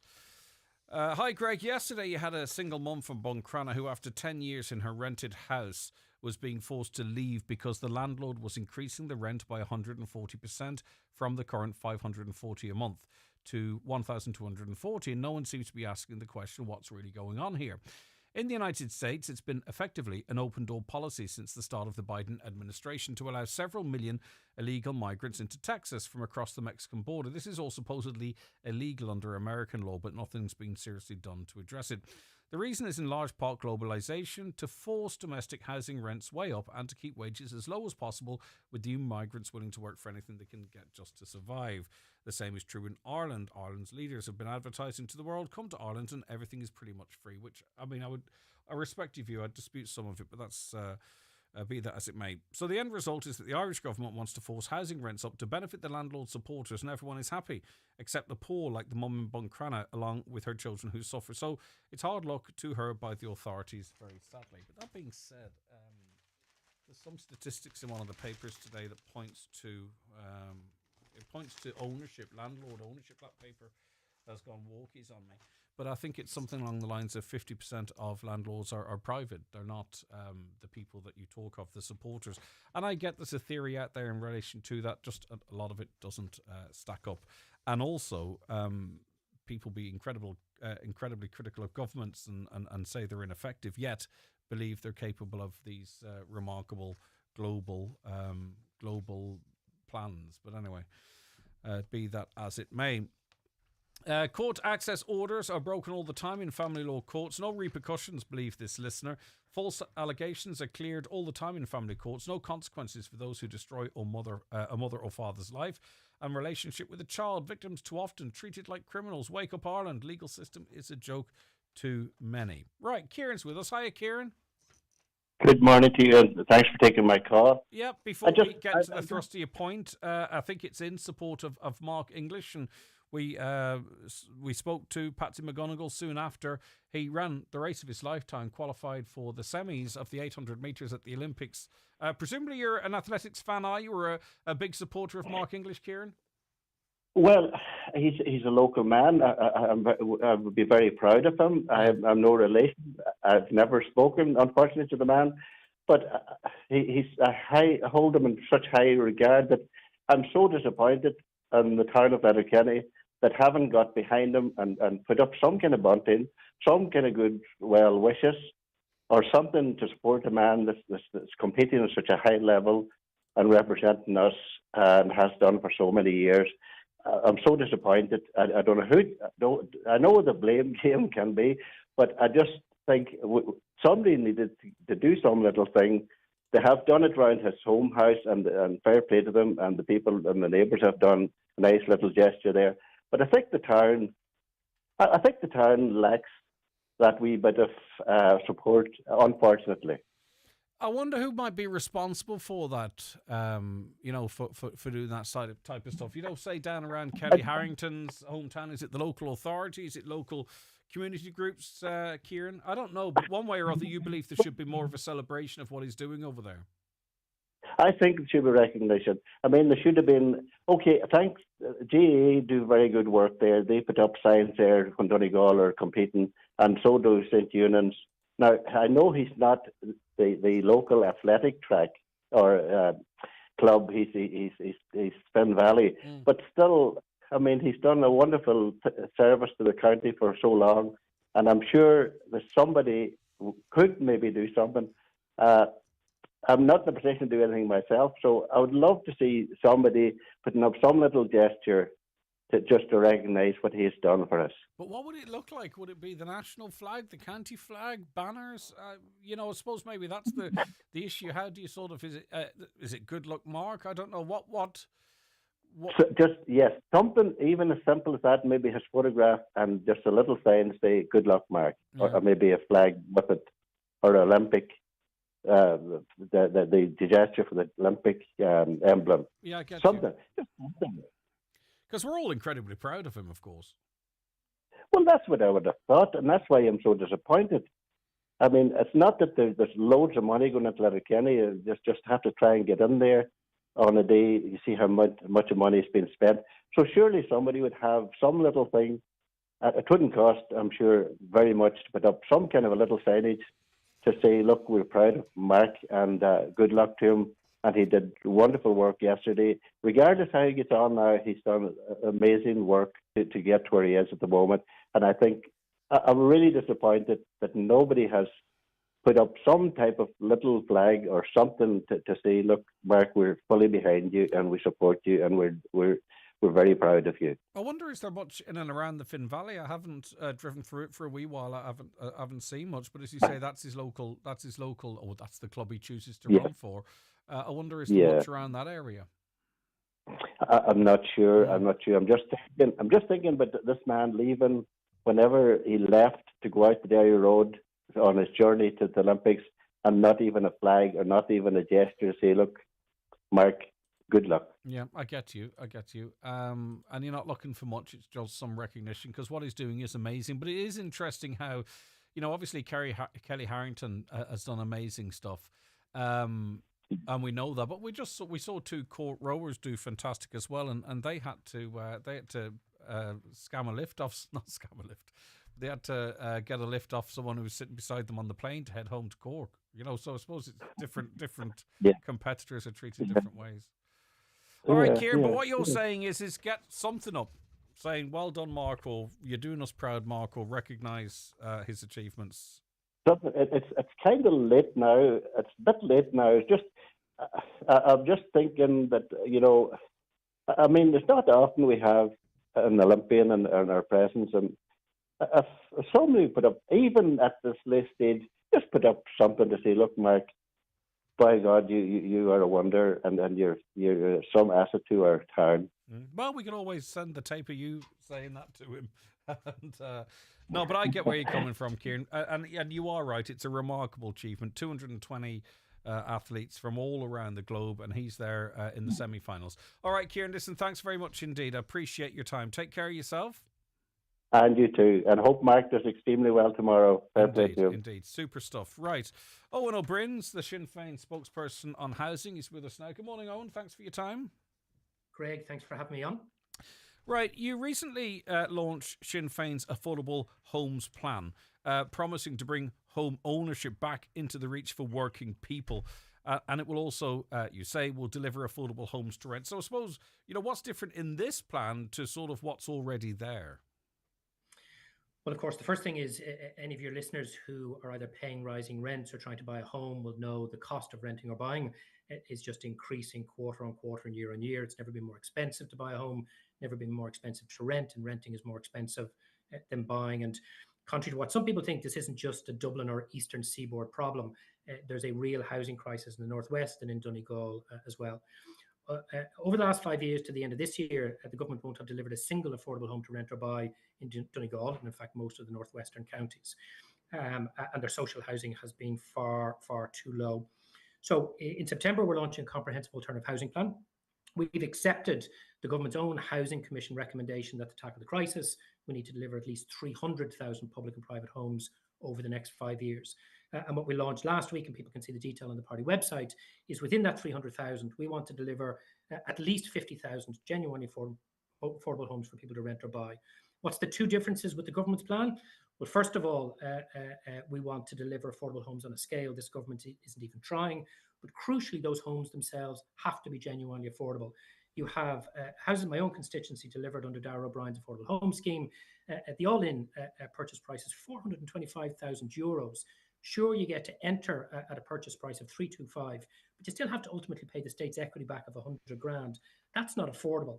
And like I say, in Donegal, in Mayo, in Leitrim, in Sligo, and elsewhere, not a single affordable home. So the big difference, one, is the scale, but also two, is how we're going to ensure that those homes, whether to rent or buy, and keep in mind these are for folks who earn too much for social housing but would really struggle or can't afford to rent or buy in the private market, the prices of the homes to rent or buy would be genuinely affordable. I'm happy to. How do you deliver a home for? How do you deliver a home for 250 to 300,000 euro? How is that done? Okay, so the build cost is the build cost. So we're not building these homes at a lower price. But as I'm sure you know, if a house goes for sale in the market of Donegal today, a new build, the build cost is only about 50% of the all-in development cost and purchase price. Everything else is land, is utility connections, site servicing, compliance, and taxation. So the way our affordable purchase scheme works is as follows. If I was the Minister for Housing, I would be funding local authorities and approved housing bodies to employ private building contractors to build really, really good quality homes, houses, duplexes, and where appropriate, apartments. The state would either provide or cover the cost of the land, site servicing, utility connections, and we would waive development levies. And therefore, the purchaser would buy the home at the price of construction. They would pay for the bricks and mortar, the place that's going to become their family home. They would legally own it without question. They would have the right to extend the home, alter the home, and the absolute legal right to pass that home to their children and grandchildren in perpetuity. But the state would retain ownership of the land because the taxpayer paid for it, we serviced it, it's a vital public asset. How long would they have to stay in that house before they could sell it? There would be no restrictions in length of time, but there would be two restrictions. We would give the homeowner free, indefinite use of that public land. There would be no charge. But the two conditions are as follows, and it's important people are clear about what we're proposing. The first is when you want to sell the home, and you can sell the home whenever you want, it's your home. You don't sell it into the private market. It is not a private market home. You sell it through the affordable purchase scheme to a future affordable purchaser at the price you paid, index linked for wage inflation and home improvements. And what about if I sort of said, you know, I met someone, I've moved in with them, right? The house is lying empty. How do you make sure it's not? That happens all the time with council houses, you know that. So I think it's a legitimate question. Or I start renting it out. I start renting it out to someone else, so I become a landlord in this subsidised property. And that's exactly, Greg. And that goes to the second condition in the legally binding covenant for the free indefinite use of the public land. One, you sell it to another affordable purchaser to ensure affordability in perpetuity, not just for the first generation of buyers, but all subsequent generations.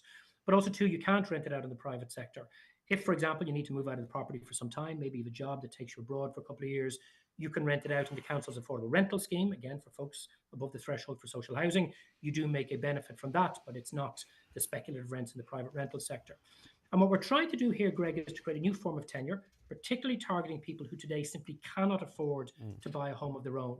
These will be privately owned, privately traded, but permanently affordable, because if the state is going to invest about 13 billion euros in exchequer and non-exchequer expenditure over 5 years, which is what this would cost, we want to ensure that investment remains in public ownership, and the benefits of that investment are felt not just by today's generation of people who want to buy but can't, but every subsequent generation. So these aren't private market homes. This is an affordable purchase market. It would sit alongside the private market. People can trade up and down within it, or indeed they can trade out of it and into private home ownership. Do you believe that this is, if the phraseology is, it could be wrong, but do you believe that this and these properties would be siloed to this extent that they wouldn't have a negative impact on the general housing market? So obviously, if you're building a very large volume of affordable homes at the kind of prices we're talking about, over time, that is clearly going to have an impact on the price of new build homes. Nobody's able to predict. But it's going to have it's going to have an impact on the price of my property as well, because if there are 2 or 3 properties in the area, say my house, this is not true, picking figures out of the sky, say my house is currently worth €450,000, which would be great. And then there are 3 houses close to me that are worth between 250 or 3,000, maybe more dependent on inflation and what have you. That surely has to have an impact on the price of my property. So first of all, you need to remember these are 2 distinct markets. One is where people buy the home in the traditional sense, and obviously then they would hope to make a very significant capital gain, primarily in terms of the future development potential of the land if and when they sell it. Whereas what we're talking about is an affordable purchase market. But of course, over time, if you're building very large volumes, could this have the impact of moderating the price of new build homes coming into the market? Yes, indeed it could, but that would be gradual and it would be modest, but it would be welcome. But is it going to result, for example, in private homeowners in Letterkenny or in Buncrannon in Showen all of a sudden seeing the value of the private homes collapse? Of course not. And anybody who says that doesn't understand house price economics. What is this about? This is about saying to all of those people out there today, they're on 55,000, 65,000, 75,000, up to an upper limit of 90,000, particularly in the Dublin and commuter belt area, where you are simply unable to afford a home. We're going to make that aspiration a reality for you.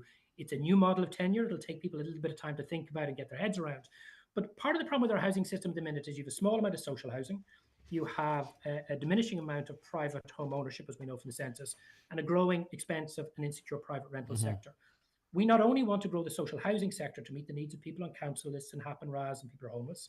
We not only want to grow the affordable cost rental sector, we also want to introduce this new tenure of permanently affordable but privately owned privately traded properties. So, when you do that, Greg, but this is important, one of the consequences is it stabilizes the housing system overall, and ultimately everybody benefits, because nobody benefits from a housing system where prices and rents peak and trough periodically. What people want, whether they own a home, own an affordable home, rent, is they want security and stability on the long term, not the volatility and the insecurity that bad Fine Gael policies have created over the last number of decades. I mean, we've spoken an awful lot in the past about defective concrete, and we're not necessarily veering to that at the moment, but it's just a curiosity, and I'm sure it's a simple answer. We have, say, for instance, if you're affected by that, you have your site. It's serviced. There's water running to the site. Electricity's running to the site. Your broadband's at the site potentially. But people are saying they're struggling to build on those sites, and as we've talked, and that doesn't include foundations and rising walls, they're struggling to build even modest homes under the €420,000 defective concrete block scheme cap. Now, that's the only reference I have. You're absolutely correct in that. So, but you're confident that your party, with all the conditions that would be there in terms of the land and taking all that out of it, the development fees and what have you, you think houses can be built for between €250,000 and €300,000. Why can't the people on the DCB scheme, why can't they build the houses that you're talking of for that price if you believe it can be built? They can be built for that price. And first of all, it's not that I think. All of the data that I have from the Society of Chartered Surveyors of Ireland and the Department of Housing confirms it can. The problem with the defective block grant scheme, and you're absolutely right, is individuals are given a grant. Building contractors and material suppliers in Donegal and the Northwest know what those grant levels are likely to be. And household by household has to go out into that market and get in an individual contract to do that individual job. It is the most inefficient and expensive way to deliver defective block housing remediation, which is why, as you know, we don't like that model. We want to go to an end-to-end scheme. When that was done with the pirate remediation scheme in Leinster, it dramatically reduced the all-in cost. Why? Because you have a large public agency who's able to tender and procure for building contractors and material suppliers on scale. If you look at the figures I have from the Department of Housing, whether it's direct delivery by a local authority on a public site or a local authority buying a very expensive private market turnkey off a private developer, the actual construction cost is coming in at 250,000 euros for an average home, apartments a little bit higher. Why are houses more expensive in Dublin and the commuter belt than they are on the western seaboard in the private market? Because land values are two. But so we're being gouged then? Are we being gouged by the construction industry up here at the moment then, if that's the case? What I will say is people who are selling things will pitch the price at the price that the market can bear. And if you ask individuals, and I've met some of these folks, as you have, Greg, and had on your radio, who are effectively been asked to project manage individual demolitions and rebuilds of their home, if they're being asked to do that as individuals, of course the price is going to be high. That's why if you want to put an extension on your home, it's much more expensive if you're doing it individually than the state is contracting building contractors through multi-annual framework agreements to deliver these homes. All I can tell you is, and I can send them to you in the post, when I get the figures of the all-in development costs of social and affordable housing delivered by the state and funded by the state last year, broken down by delivery type, by local authority area, the actual build cost is only half of the all-in cost. Okay. If you read the SCSI's own reports, they confirm that. So therefore, is it possible to do this? Yes, it is. But you need a government with the will, the commitment, and the willingness to change the delivery systems, including with defective block, to ensure people can put not only an affordable, but in the case of Donegal and Mayo and Clare, a genuinely safe roof over their heads. The gross household income up to €90,000. That means, and it sounds generous on paper, and it seems a lot of money, to be honest with you. But that being said, if you take the average wage of two nurses down in Letterkenny University Hospital, then I've spoken to them. They're struggling. They can be struggling to get on the property market with the cost of housing and all that type of stuff.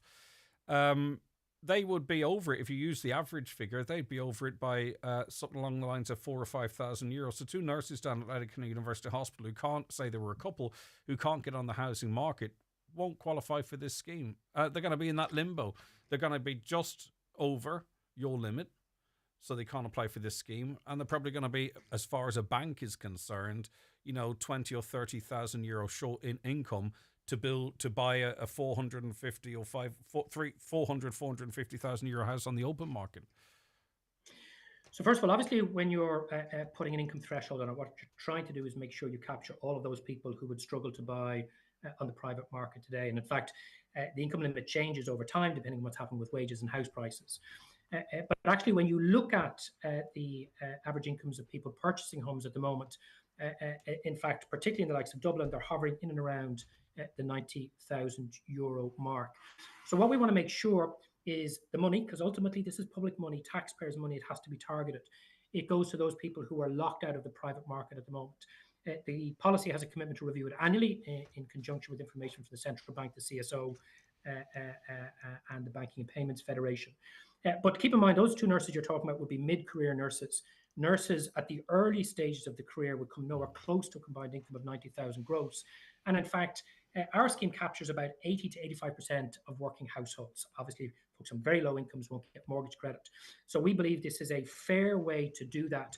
But obviously, you need to keep it under review. If house prices, particularly Dublin and the commuter belt, continually escalate out of control and folks over the 90 grand are locked out, then we have to address that. But actually, if you look at average house price sales across the state, they're coming in just over 300,000. I think 340,000 is the average statewide. New house prices are about 400,000. Okay. So if you bring it down to 250, 260, 270, a whole swathe of people who today cannot buy, folks on 55, 65, 75,000, the possibility of them being able to put that affordable roof over their heads is no longer a pipe dream. It becomes a reality, and that means no longer living in your mum or dad's box bedroom, no longer having to think about emigrating, but able to put down roots in your community, whether it's in Donegal or elsewhere in the Northwest, and begin to feel that security that 20 or 30 years ago, Greg, most working people who were on 50, 60, 70 grand didn't have to think about. The very fact that we're now discussing whether 90 grand is sufficient to buy a new built home in the market shows how dysfunctional it's become under Fianna Fáil and Fine Gael. And that's why we need an intervention on the scale of ambition. We're offering much more homes, much more affordable prices. And it's not just us saying it, the Housing Commission themselves, commissioned by the government but then dismissed, are arguing we need this too. One of the biggest problems, though, is infrastructure and red tape. Okay, so you can have this plan in Donegal, but say take Letterkenny for an example. It's piddled rain for all of July and into August, and we're being asked to conserve water. There's one outage and half the town goes off, it seems, or pressure drops. The infrastructure, the water infrastructure, I would argue, simply isn't there for the future development of Letterkenny. And you can go to different towns all around Donegal. The planning process, it takes forever. There's a development about to begin not too far from here. 2019 is when the first application went in, and between the jigs and the reels, it's dragged on to now. The roads infrastructure, a lot of the roads not capable to take any further traffic, and that will get caught up in the. I would love to see this happen. I'm not trying to cause problems here, but the barrier up this part of the world anyway, and I would say it's reflected around the country, is a lack of water supply and sewerage infrastructure and the planning process, objections and red tape. How is that going to be? How could that be overcome? Yeah, and at the most extreme, there's an apartment development that's fully occupied in the constituency next door to mine in South Dublin, where they have no wastewater treatment, and a big truck comes up once a week and takes away all the waste effluent to have it dumped somewhere. So part of this is a consequence of decades of underinvestment, exactly as you say, in public transport and roads and wastewater and water treatment, and a failure to adequately resource our local authorities, planning and building control sections, and on board Planola.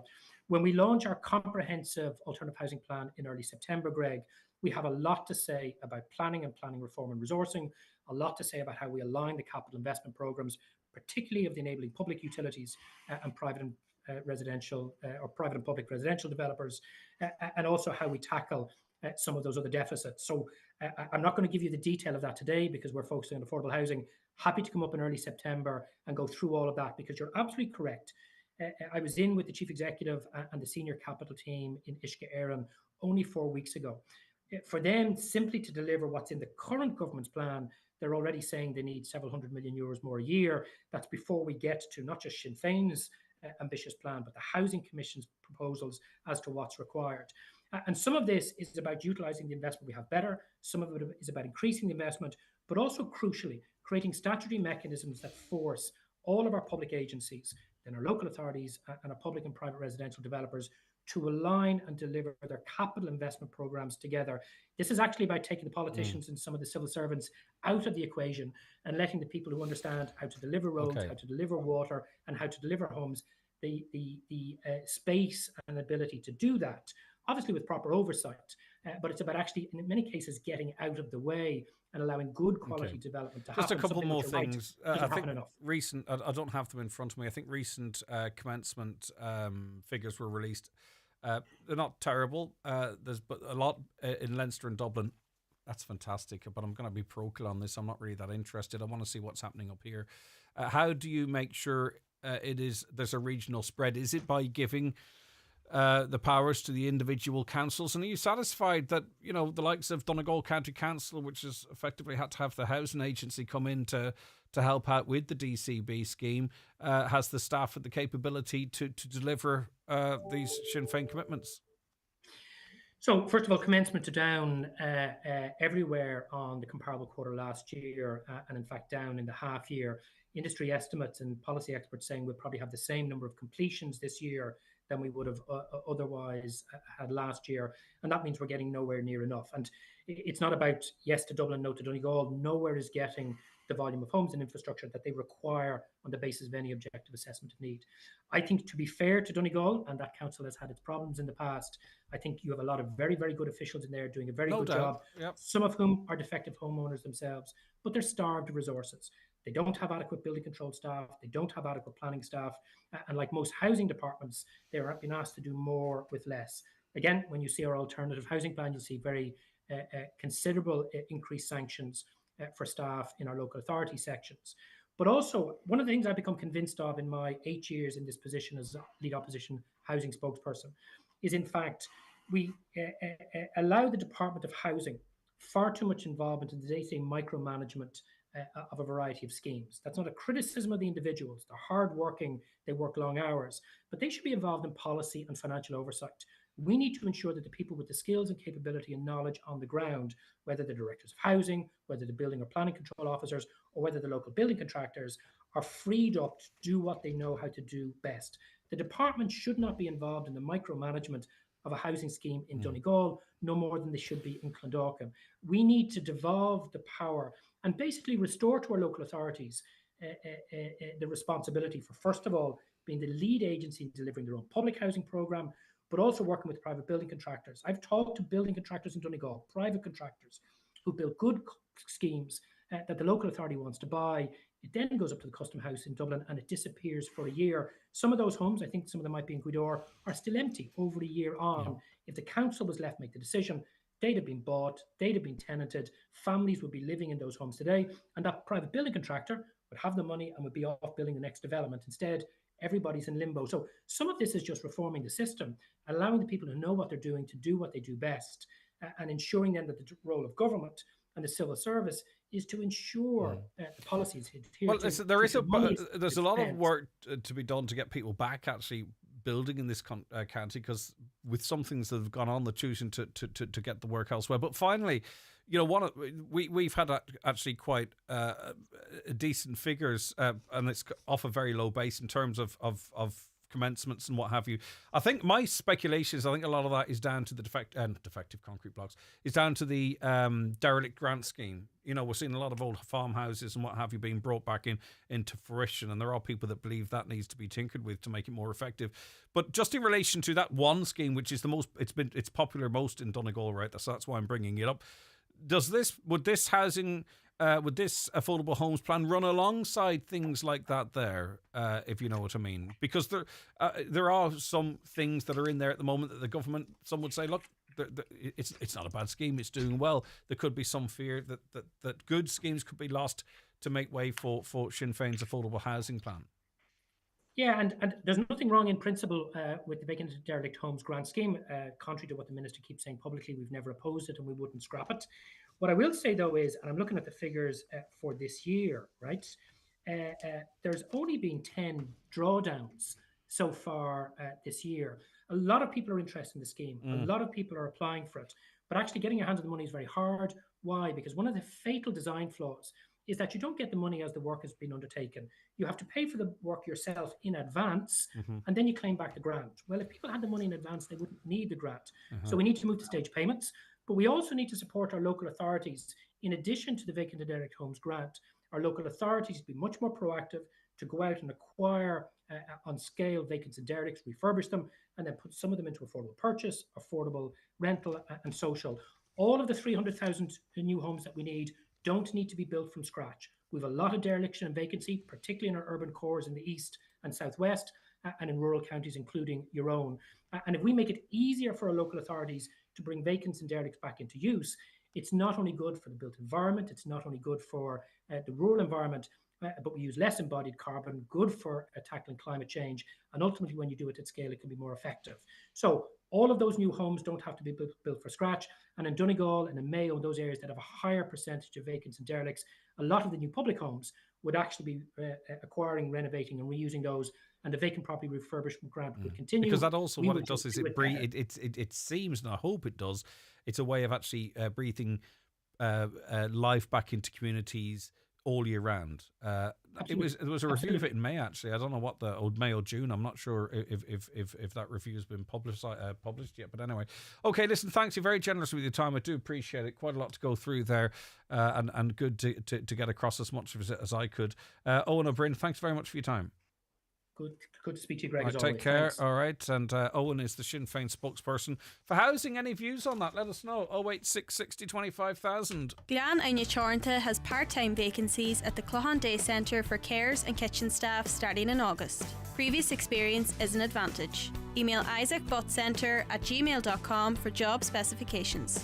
To apply, send your cover letter and CV to Ancaihirla, Glan Anya CTR and Clohan Bug, Condy Winanal by August 14th. Irish raspberry season is here. Let the fun begin. Pick up a punnet of Keeling's Irish raspberries in store today. Juicy, delicious, feel-good fruit. Fresh from our farm. Love that Keeling's feeling.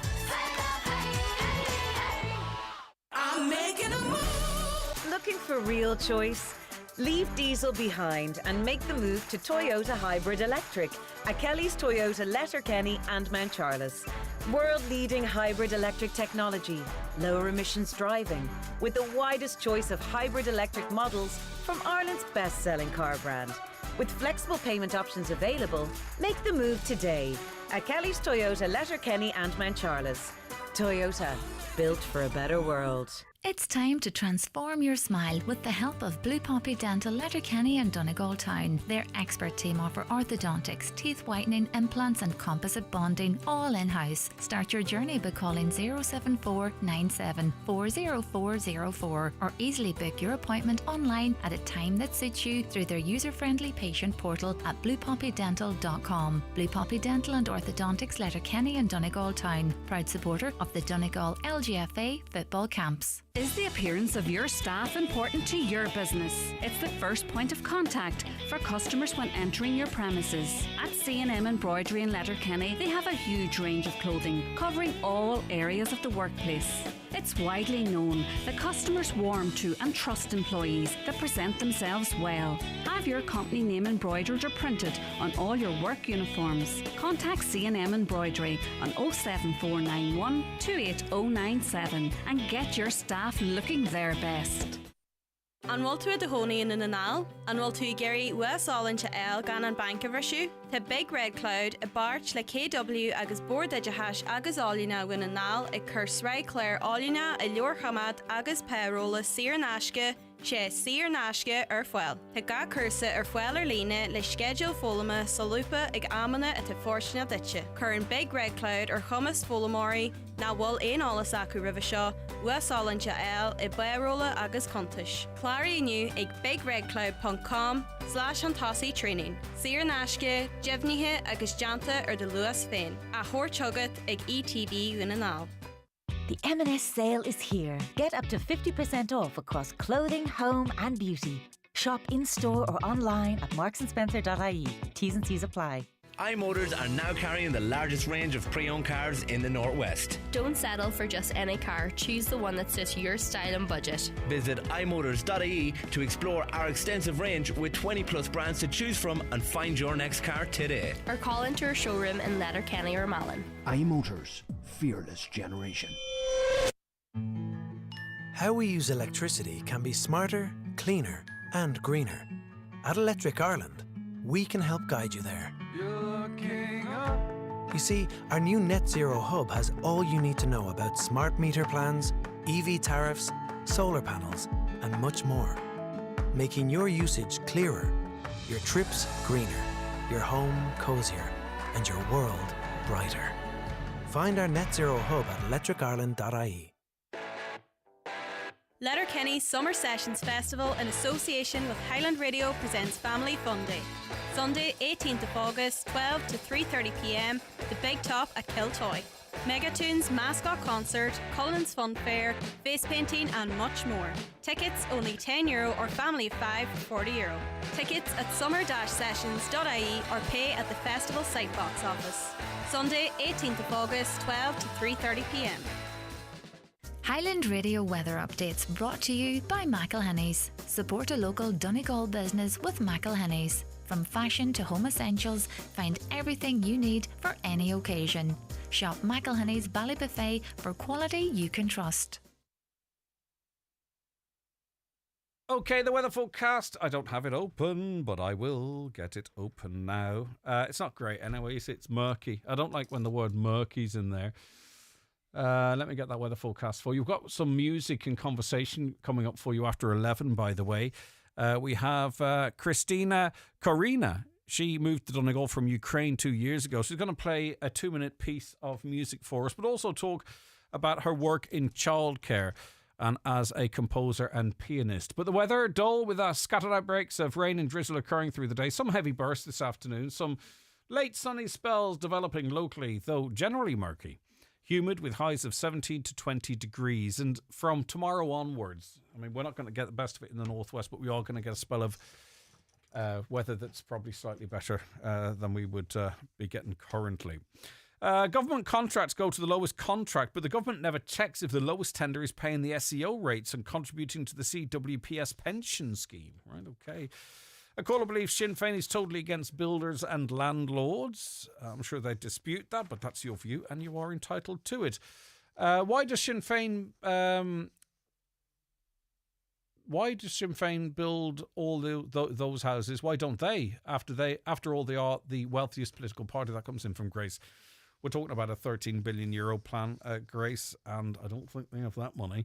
The Glebe area of Letterkenny is adorned with Irish flags and good luck Mark signs, so it's not fair to say that all of Letterkenny is not supporting Mark. It's a very festive looking for the Olympics. Well, that's fantastic, and that's going to bring our listener a little bit of comfort, because he, like you, is a big Mark English fan, and just to suppose on his roots, he thought that maybe there was not enough of a oomph or enough of excitement about Mark English's achievements.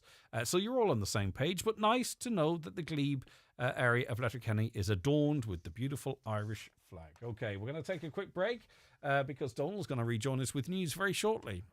You know that guy I've been seeing? Yeah? Turns out my sister's been seeing him too. Oh, really? And I heard he's been seeing Siobhan at number 56. And Declan. Your brother? Yep. Specsavers opticians and audiologists own their stores, so your care is their business, which can make them rather popular. I've got something to tell you. I've got half an hour with him this afternoon. Specsavers. Your care is our business. Hi, Paddy here at Shane Conley Cars in Donegal Town. Are you looking to upgrade your car? With Shane Conley Cars, you'll find makes and models for every budget. Great finance options, and we also accept trade-ins. Check out ShaneConleyCars.com or call in to us at Shane Conley Cars from Lonaher Road, Donegal Town. Bring on summer with Dunnes Stores.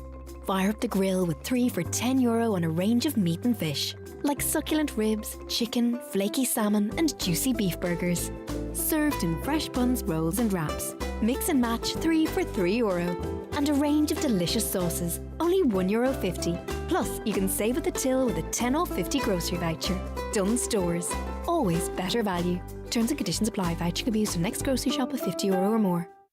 Record-breaking weanling prices. For more in your Irish Farmers Journal, here's Paul Mooney. We reveal how huge exporter demand is pushing the weanling trade to a new high. Over 1,500 farmers quit acre scheme. New €50 a head suckler scheme open. Latest prices from early sheep breeding sales. We hear from the environmentalists campaigning against farm planning permissions. Don't miss our 17-page Tullamore Show special. Plus €7,500 in cash up for grabs. All inside this week's Irish Farmers Journal, on sale now. Would you like to work in Ballyshannon Community Hospital?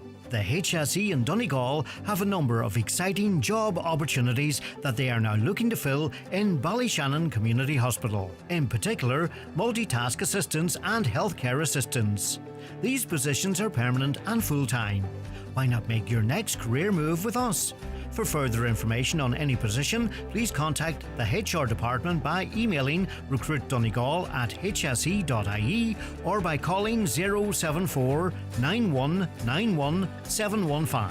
You can also check out our socials by visiting Community Healthcare CDLMS on Facebook.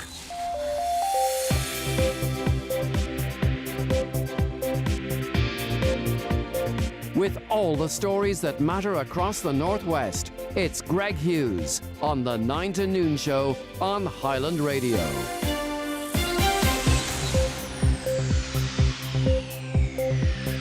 It is 11 o'clock. It's time for a news update. It's good morning once again to Donald Kavanagh. Thank you, Greg. Good morning. The Northern Ireland Assembly will meet in an hour's time. It's to discuss the violent scenes after anti-immigration protests in Belfast.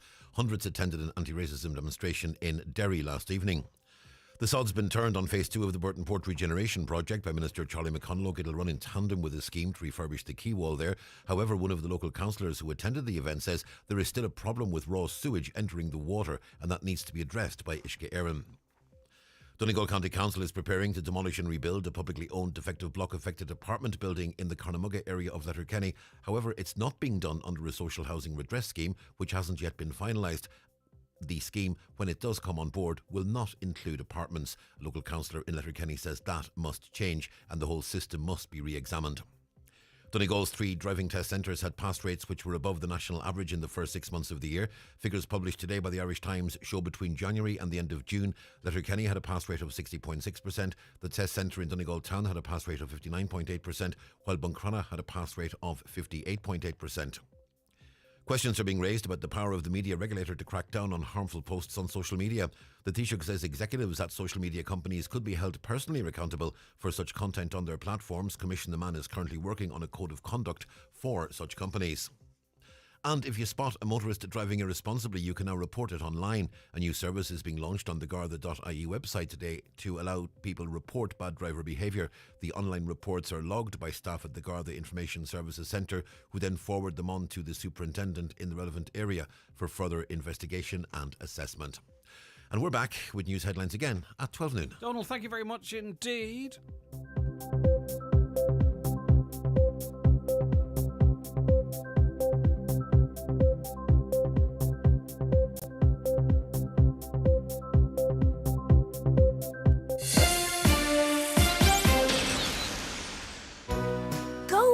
Aldi with summer barbecue sizzlers now only $2.99 each, including specially selected Black Angus Ultimate 6-ounce beef burgers, Butcher Selection quick cook chicken fillets and Butcher Selection pork belly strips, now only $2.99 each. And there's even more in store. All Board Bia quality assured. Go all Aldi while stocks last.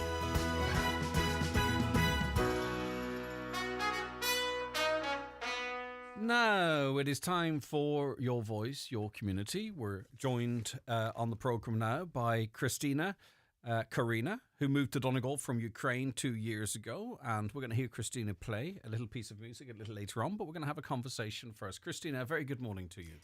Good morning, Craig. It's very nice to meet you here, and thank you for the opportunity to be here today. Oh, it's great to speak to you. Have you always had a love of music? Have you played all your life?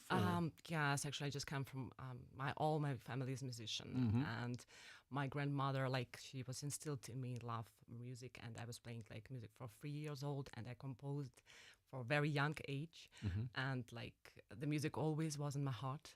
And belonged me. Yeah.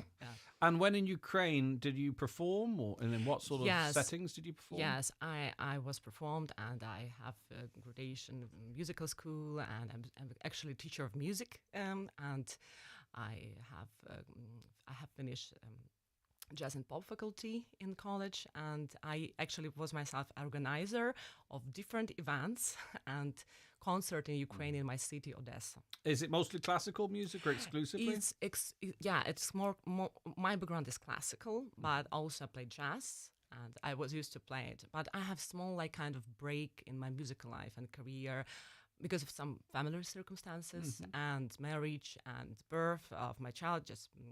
I was a little bit busy, and I was trying to get back to music, but it was the war start, and it was not expected. Nobody expected this, and I was thinking maybe soon I will come back, and I come back, but here in Ireland. Lovely. Yeah. So in terms of the level that you operate in terms of piano, and piano or any instrument to me is almost like a language. It seems like a language, okay? So if you don't use it, do you lose it? So, with that hiatus you have with marriage and childbirth and then moving to Ireland and picking it up again, do you be rusty? Do you have to practice a little bit harder? Or is it like riding a bike? Once you know how to do it, it's okay? It was stressful. It was stressful for me just to come back because it's part of my life. But, my impression of Ireland was about my composition that I wrote. And I said, yes, I come back. I come back, and my music is alive, and music near me. And it always was with me. And it's right now here. When you look around Donegal, what is it that inspires you to write? My composition was dedicated, then I was riding on a bus from Dublin to Donegal, and I was inspired of the beautiful nature, surrounding nature and the beautiful oceans and views, and all together, I just would like to say a big thank you to all the people for their kind heart. They are so open, and I wrote a small composition, and it's called The Road Trip from Dublin to Donegal. Is that what we're going to hear later? Yes, okay, later, yeah. Excellent, all right. Yeah. Now, you also work in childcare, and we speak about this quite a lot on the programme. Whilst you aren't a therapist, you do recognise the benefits of music with children?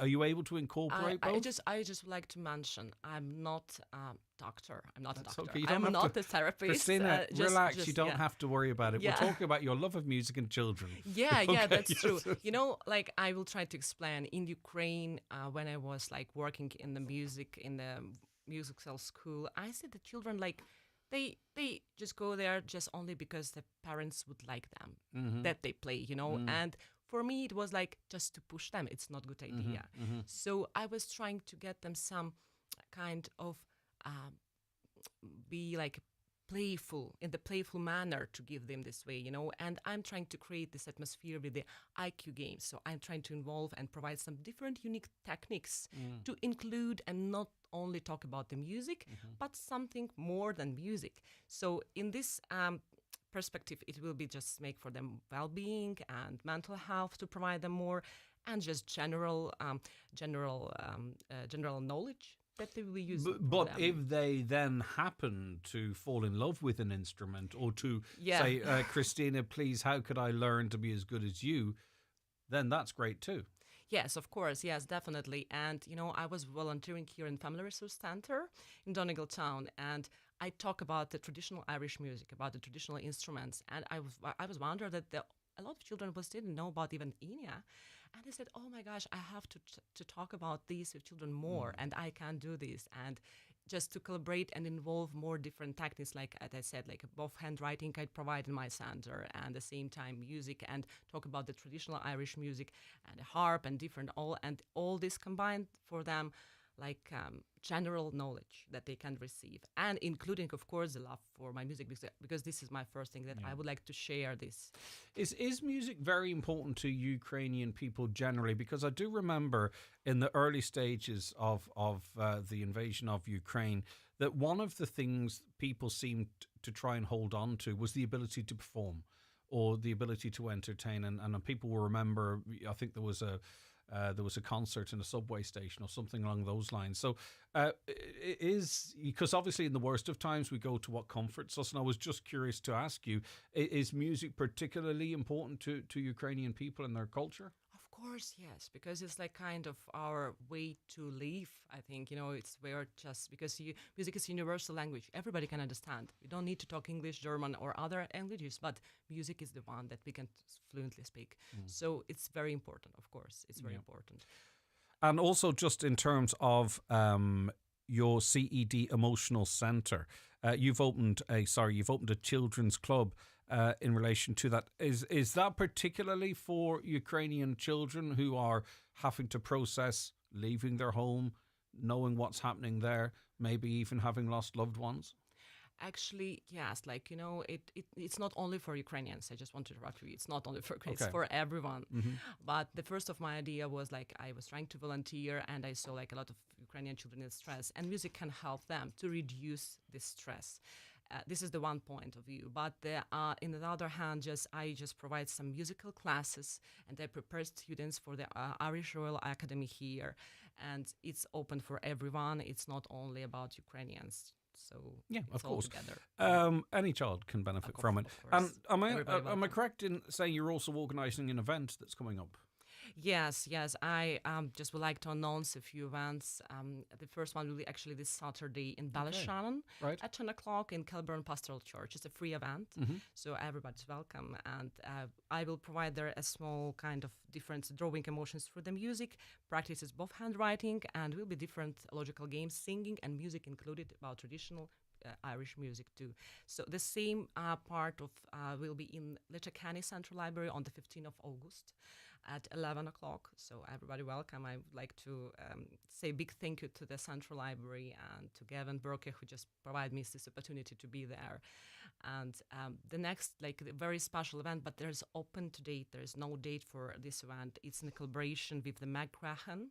She's local author from Donegal Town, and she's won a lot of children books, Ireland Awards, and her book, The Deepest Breath, was turned to play and performed in New York. And we will try to make this in this year. The theme for this event will be the future of Donegal, growing through music and stories. So we'll try to talk about emotions, with children and provide them some emotional, like in the safe and fun environment. Yeah, of course. Now you're also continuing to fall back in love with your piano. You're working on an album as well. Is that of original works or a combination or what? This is all my original works, yes, and it's like my dream and my creative plan just to make this album, and it will be dedicated to Ireland and Donegal Town, because I have a lot of pieces right now. Even right now, I'm working on the song that dedicated Donegal Town, and hopefully this year I will finish it and Lovely. will show, and we'll see. And is your music exclusively instrumental? Or Instrumental, yes, but again, I tried to make some small arrangement by myself. Of course, it's not so highly professional that I would like to hear it. Right. So I try to include different instruments, because I hear what have to be there, and hopefully even just to maybe to publish some sheet music. Yeah. And so this is it will called, I even know the title will be The Melodies of Ireland. Lovely. That's not lovely. And just out of a curiosity as well, have you managed to find the time to collaborate with traditional Irish musicians yet, or is that something that you would like to do?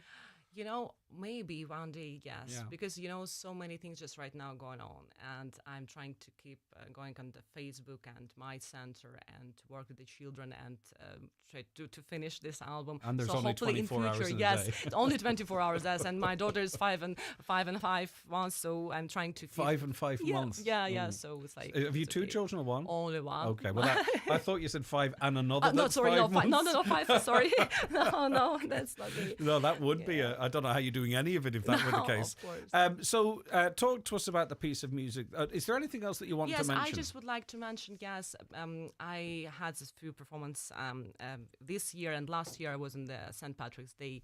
I was playing in the performance this piece on Diamond, and I'm opening the Summer Festival. And this year I was opening the Poland. It was the European Day of Poland on 7th of May in Central Library. And my performance was on Dunglow International Cultural Festival. And just I would like to say big thank you to the Donegal Volunteering Centre. They're wonderful people, especially for Roxana Olenuk and John Caron.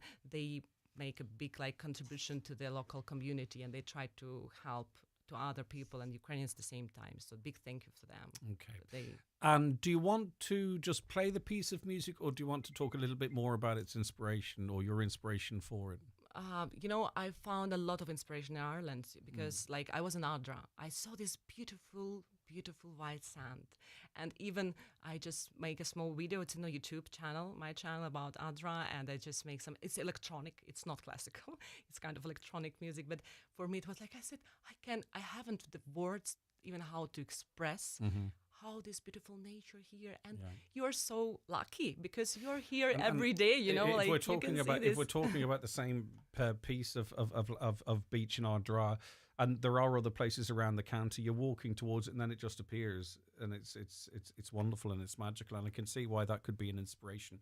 Okay, Christine, do you want to move to your piano and get yourself ready? That was Christina Corina, moved to Donegal Town from Ukraine 2 years ago.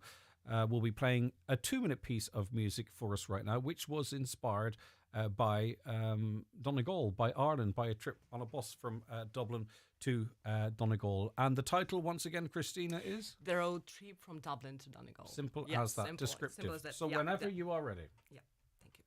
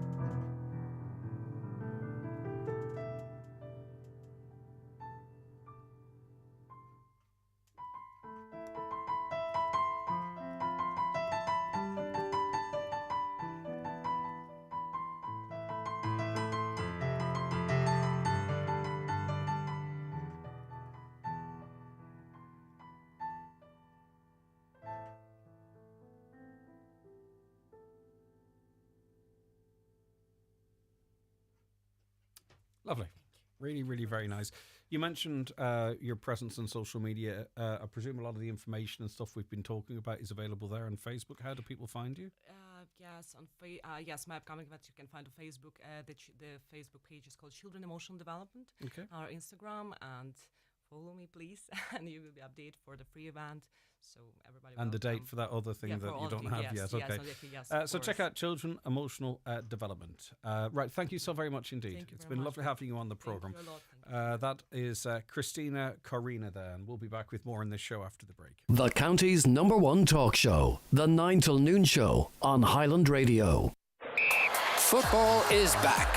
Get ready to cross the white line. Step into some new football boots from Brian McCormick Sports. Soft and firm ground boots from Adidas and Puma. Compression shorts and tops, matched up with your favourite socks and shorts. If you're getting championship ready or togging out for your local team in the Donegal League, click bmcsports.ie or call into Brian McCormick Sports, Main Street, Letterkenny.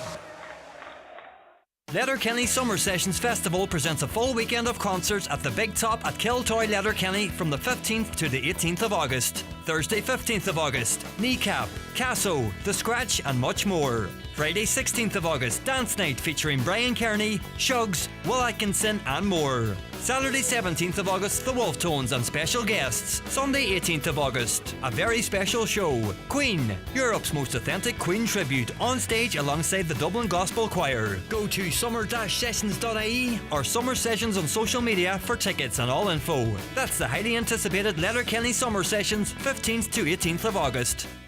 Get a great Clarence gift this week from McGee's Chemist in Letterkenny. Buy 2 Clarence skincare products, one to be moisturiser or serum, and you'll get a choice of 3 treat-sized essentials from a selection of 10. Which 3 will you choose? This great Clarence offer is available while stocks last, in-store at McGee's Chemist Letterkenny and online at mcgees.ie, where the best costs less. For any skincare advice, call in and talk to the resident skincare consultants, Mary or Gemma. Highland Radio Time Checks brought to you by EirGrid, the operator and developer of Ireland's electricity grid. EirGrid, powering up communities, powering up Ireland. The time is... Okay, the time right now is 19 minutes past 11. You're welcome back to the 9 till noon show here on Highland Radio. Thanks for your comments coming in as it relates to the housing plan, comments as it relates to our support of Mark English. We're going to be getting to those in a moment. But we heard a court report yesterday. A man jailed for 8 years for rape and sexual assault at a home in Donegal. Sean O'Donnell of Woodlands Way in the UK claimed he had no memory of the event and denied the allegation when interviewed by Gardaí. Sean O'Donnell was found guilty of 1 count of rape and 1 count of sexual assault at a home in Donegal on March 26th, 2021. So the previous hearing, a local detective, Garda Mark Lynan, said that O'Donnell had been staying over with the woman and her partner for drinks the night before. The following morning, he climbed into bed where the couple was sleeping beside their newborn baby and raped the woman. The woman initially thought it was her partner, and when confronted, O'Donnell said he did not remember anything happening, and he denied the allegation when interviewed by Gardaí. O'Donnell has several previous convictions, including for assault and dangerous driving. And, you know, without talking about that case specifically, I think it's very worthwhile us reminding ourselves of consent, and the fact that also reminding ourselves that the perpetrator of such crimes is not always known to us. Nolene Devaney is Interim Therapeutic Services Manager at the Donegal Rape Crisis Centre and joins us now. Nolene, thank you very much for your time. No problem, Greg. Right, so when we talk about consent, you know, you can't be given consent in a number of circumstances, and there might be more. There are lots of different scenarios, but I think it's very important, isn't it, for people to be aware that without consent, you are acting against someone's wishes, and there are scenarios in which a person can't give you consent. Absolutely. I mean, in all our relationships, Greg, in everyday life, you know, consent plays a vital role. And under the Criminal Law and Sexual Offences Act of 2017, a person consents to a sexual act if he or she is freely and voluntarily agrees to engage in the act. There's lots of circumstances where consent isn't given, and that's, you know, there's a few of them just to list that, you know, you can't consent under the influence of alcohol or drugs, and you can't consent where force is used, or you can't consent where there's a threat of force. You can't consent when you're asleep or unconscious. And you can't consent where, the person is mistaken as to the nature and the purpose of the act. So that may be where you have agreed with your partner that, you'll carry out certain acts, but then that's changed. Then consent is lost there with that.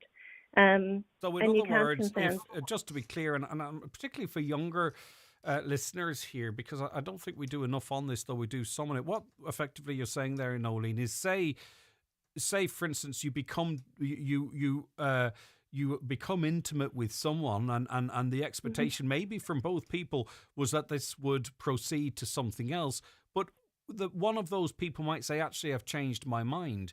That consent there is revoked, and that intimacy must stop at that point. Absolutely. And that's what we're saying. And we're seeing this more and more in that, if you are in a relationship or you've just met with someone and you agree to certain acts, and then the other person said, actually, I want more, but the other one doesn't, then consent ceases there. And I'm thinking of mums and dads with young people heading to college for the first time, that maybe these are good conversations to have, because the truth is you could go for a night out, a fella or a girl, or whatever the combination might be. You could go back to that person's property and both climb into the same bed. And if that person passes out because of drink or falls asleep and you have sex with them, you do not have the consent. And that is actually then a sexual assault. And I'm not sure everyone is aware of that. And ignorance is not a defence. We've seen that. No, absolutely not. And that's something, not even, I suppose you're talking about our younger cohort, but all age groups, I know, I'm just particularly conscious that maybe I have an excuse in that I should know better. I just think education is so important that maybe this hasn't hit the right ears. But you're completely right, of course, this applies to all age groups. Yeah, absolutely. It's across the board. And whether you're in a relationship or if you're just even hooking up for that night, it's not always, that kind of amorous part where you want to have a conversation about it, but it's really important, and having that open discussion, and agree what you want to do and have a plan. It's really, really important for your protection and for the other person's protection. And it's also about respect for each other. But absolutely, ignorance isn't a defence.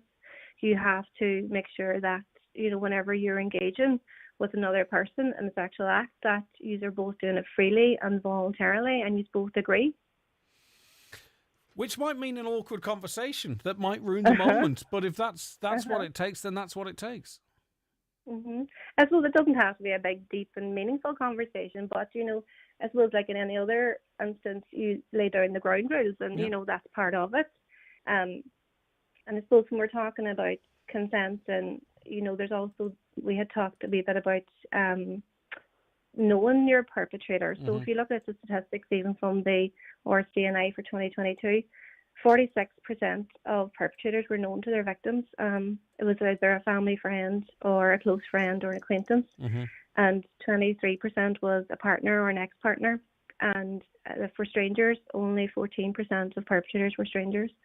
So we always talk in terms of stranger danger, that it's that idea of, someone kind of in the club watching you. And this is not to say this does not happen, but the majority of times is that the perpetrator in sexual violence is known. Yeah, 86% are either a partner, ex-partner, friend, family member, someone known to the victim. 14% is an encounter, a chance encounter, and what have you. Very important information there as well. The fear of saying no, coercion. How is there any advice that you have to avoid a person finding themselves in that situation, or what point they might be missing? I know it's all very obvious, don't get me wrong, Nolene, but again, I want to use this as a piece of education to people who may not be aware as well. I suppose coercive control is very subliminal, and we don't always recognise when we are being coerced into something. And humans are quite intelligent, and the fact that our brains will usually take over. They'll usually try and talk our way out of the situation. But it's, I suppose, just to be mindful of, the relationships that you have and the trust that you place in others. And always check in with your friends. That's really important, Greg. If something feels a wee bit off, it's really good just to have a conversation with a close friend. We would have a lot of people coming in, and sometimes they don't recognise that sexual violence is actually taking place, because naturally we would try and minimise it, you know, and try and say, you know, it's okay, it was okay, they didn't mean it, or, you know, it won't happen again. But I think if you have a conversation with someone close to you, or if you don't feel comfortable having a conversation with someone close to you, you can always ring our centre and have a conversation with one of us. Just in relation to the centre, of course, it is the Donegal Rape Crisis Centre, and rape is a form of sexual abuse, but there are others. Okay, it could be non-penetrative, it could be something else. I mean, I'm conscious that there's different age groups listening to us. Personally, I think in an appropriate way, we all should be having these conversations. But anyway, do you think there needs to be a message gotten out there that the centre is not just for people who are the victims of rape, that if they are the victims of sexual abuse more generally, that they can access the centre? Is there a piece of information needs to be gotten out there in relation to that? I wonder, Nolene. Absolutely. I think, you know, it seems to have kind of got lost in the ether a bit that we are the Donegal Sexual Abuse and Rape Crisis Centre. So, and we work from the ages of 12 and up. So it's across the board. It's for anyone, you know, that has either experienced childhood sexual abuse or anyone who's experienced sexual violence. And when we say sexual violence, people kind of tend to cringe a bit. You know, we associate violence with physical violence. But there's so much more to that. You know, there's not just rape or sexual assault. There is things like voyeurism, and there's things like stealthing, and, you know, there's other ways that sexual violence can take place, and we just don't recognise it. There's definitely education needed around that. But for anyone listening, I think it's important to remind, I suppose, everyone at Donegal that we work with all genders. We work with 12 and up. And we support anyone who's experienced any type of sexual violence. A listener says, does online stuff count? My daughter was threatened to send nudes. She's only a teenager, came into me so upset, and we don't even know who it was. That is a crime. The sharing of, firstly, depending on the child's age, actually trying to solicit them is potentially a crime. Secondly, sharing them is a crime, but also the threat of sharing them is also a crime. And there's been a big campaign to state that is the case. It's a relatively new law, but your daughter has been the victim, and I'm speaking to the listener here, Nolene, your daughter has been the victim of a crime, and that is a matter for Gardaí. In terms of, I suppose, support or counselling, is there a role with the Donegal Sexual Abuse and Rape Crisis Centre? And I'm actually going to start giving it its full title going forward, I think, Nolene, because that's quite important. But is there a role there for this teenager? Oh, absolutely. That's a violation, you know, Greg. And you know, that's what I say. We support anyone who's experienced any type of sexual violence, even the threat of it. You know, to understand that whether you willingly share the image with a partner or a friend, you know, that's still your body. That's an image of your body, you know, and that's still you have that ownership over that. So there's a violation there when someone even threatens to share that. You know, and just to be absolutely clear as well, Nolene, you're being very clear. It is actually called image-based sexual abuse. That includes the threat to try and commission or the threat to share nudes. So it is established in law as a form of sexual abuse, if that satisfies that concerned parents' concerns, if that makes sense. Absolutely. And there is the DPSU in Letterkenny, which is the Protective Services Unit, which is identified to for this area of, you know, sexual violence. So if they're concerned about it, they can contact them. A listener says, this is a bit political, so maybe, Nolene, you might want to pass over it. I understand that. But a caller says, reintroduce education and sexual morality and respect for oneself and others, and these situations won't occur. Now, I understand what that actually looks like, and we had generations and generations of that in this country for years and many others. What that means, effectively, is that things get swept under the carpet, and you're immoral if you were to talk out about being abused by a family member or a cleric or whatever it might be. To suggest that we had less abuse or sexual abuse because there was, you know, more control in terms of morality and respect. Well, respect, certainly, that's a different kettle of fish.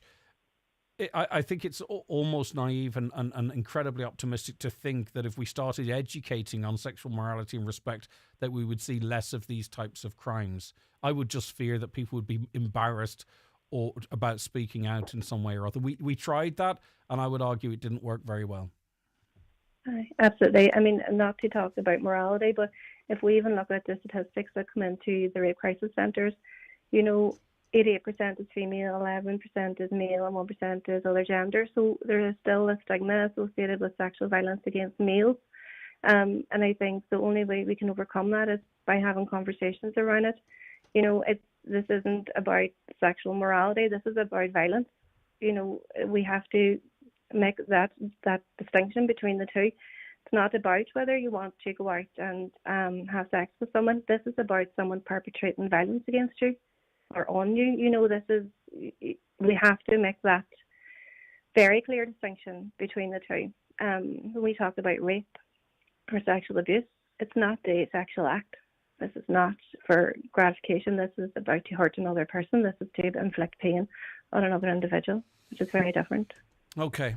If people wish to make contact at the time that suits them, some of it could be in the immediate aftermath. There are people, and I'm really conscious of this, that this conversation has brought maybe something back to the surface again, or maybe they've realised something happened to them was a crime when initially they were victim blaming themselves. Whatever the scenario might be, the Donegal Sexual Abuse and Rape Crisis Centre is available. How do people get in contact, Nolene?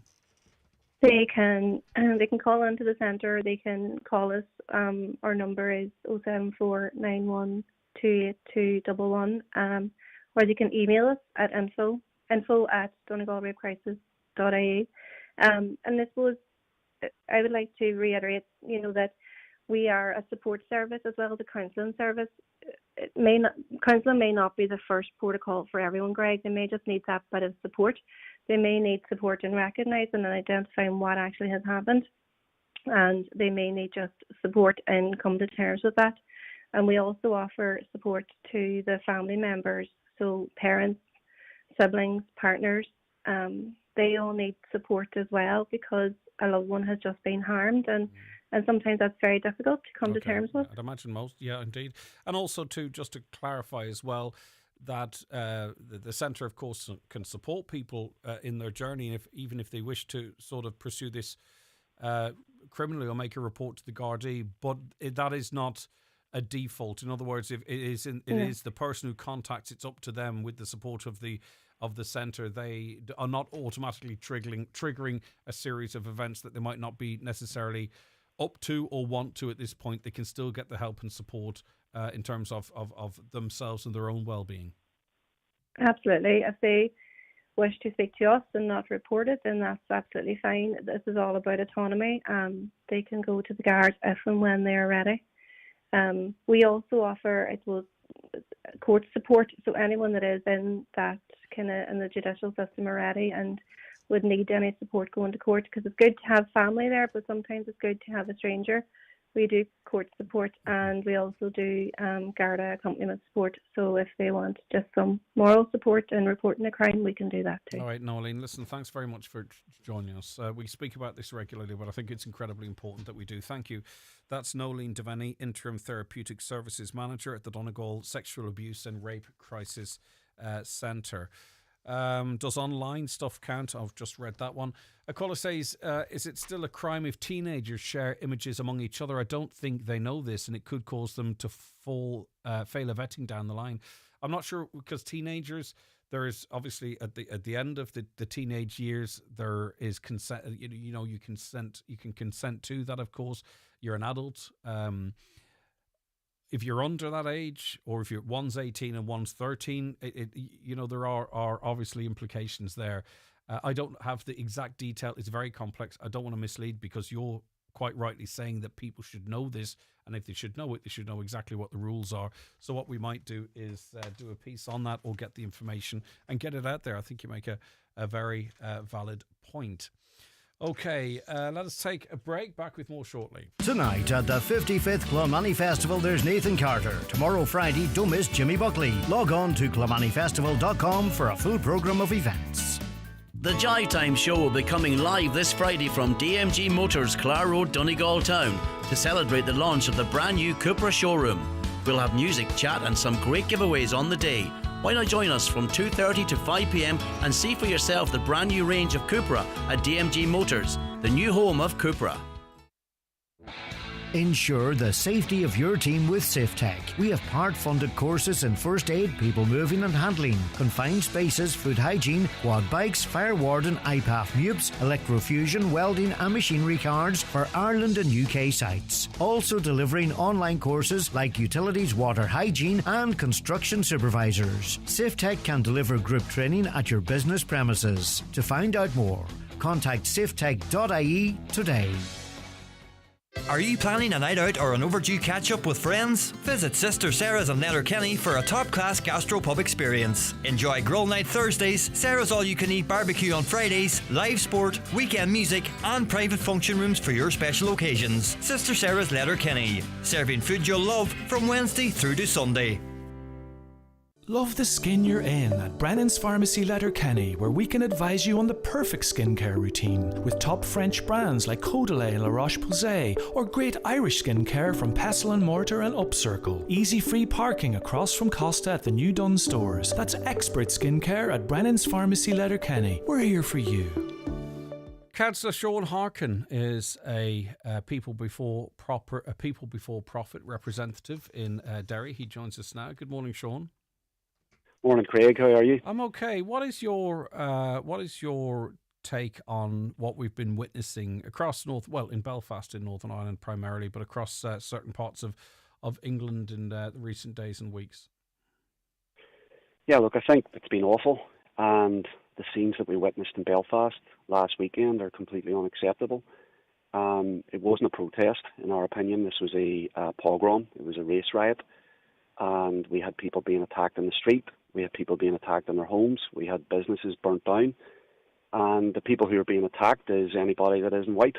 And I think you could see from the size of the protest in Derry last night, thousands of people came out for a Unity Against Division rally, that the vast majority of people do not support this, do not want this, and reject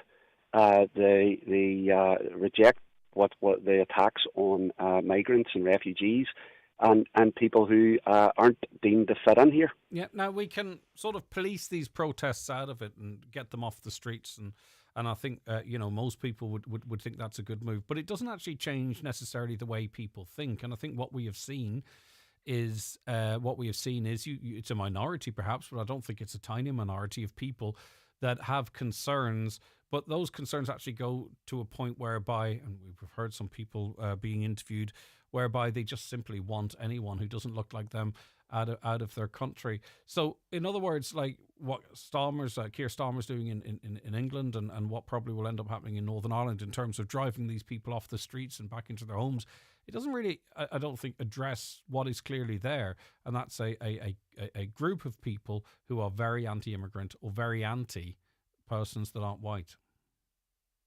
Yeah, look, I mean, there is an active far right in Britain. There is an active far right here in Ireland. These people are not just opposed to immigrants. These people are opposed to the LGBTQ community.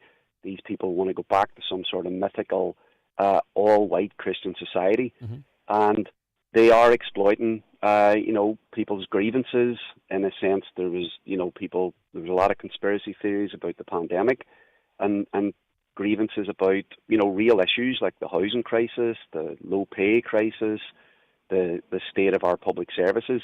These are being exploited by a minority of far-right fascist organisations, and they're whipping people on their frenzy. I don't disagree with you in terms of that, but what we did see yesterday in England anyway is, quite large demonstrations by people who are anti-immigrant, who weren't necessarily being fueled or whipped up by the far right, and perhaps wouldn't like to be labelled as far right. You know what I mean? That they came out peacefully. Of course, I understand it. So how do you? Yeah.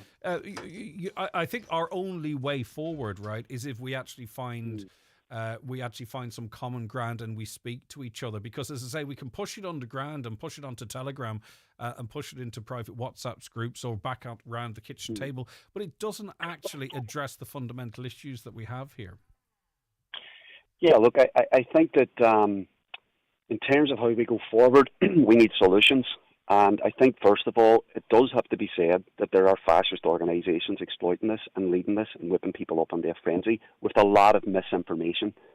I'm only recently starting to kind of understand the universe of TikTok, but there is a lot of nonsense that's spread there, and I think that there's a duty on the media to challenge a lot of the lies and misinformation that is saturated now across society, and that people are mobilising on. But look, I think what you've seen across Britain last night was thousands and thousands of people coming out to reject the far right, to reject the racist violence. No, I get that, but that still doesn't get the root of the problem. And I take it you think that well, what's the root of the problem? Well, the root of the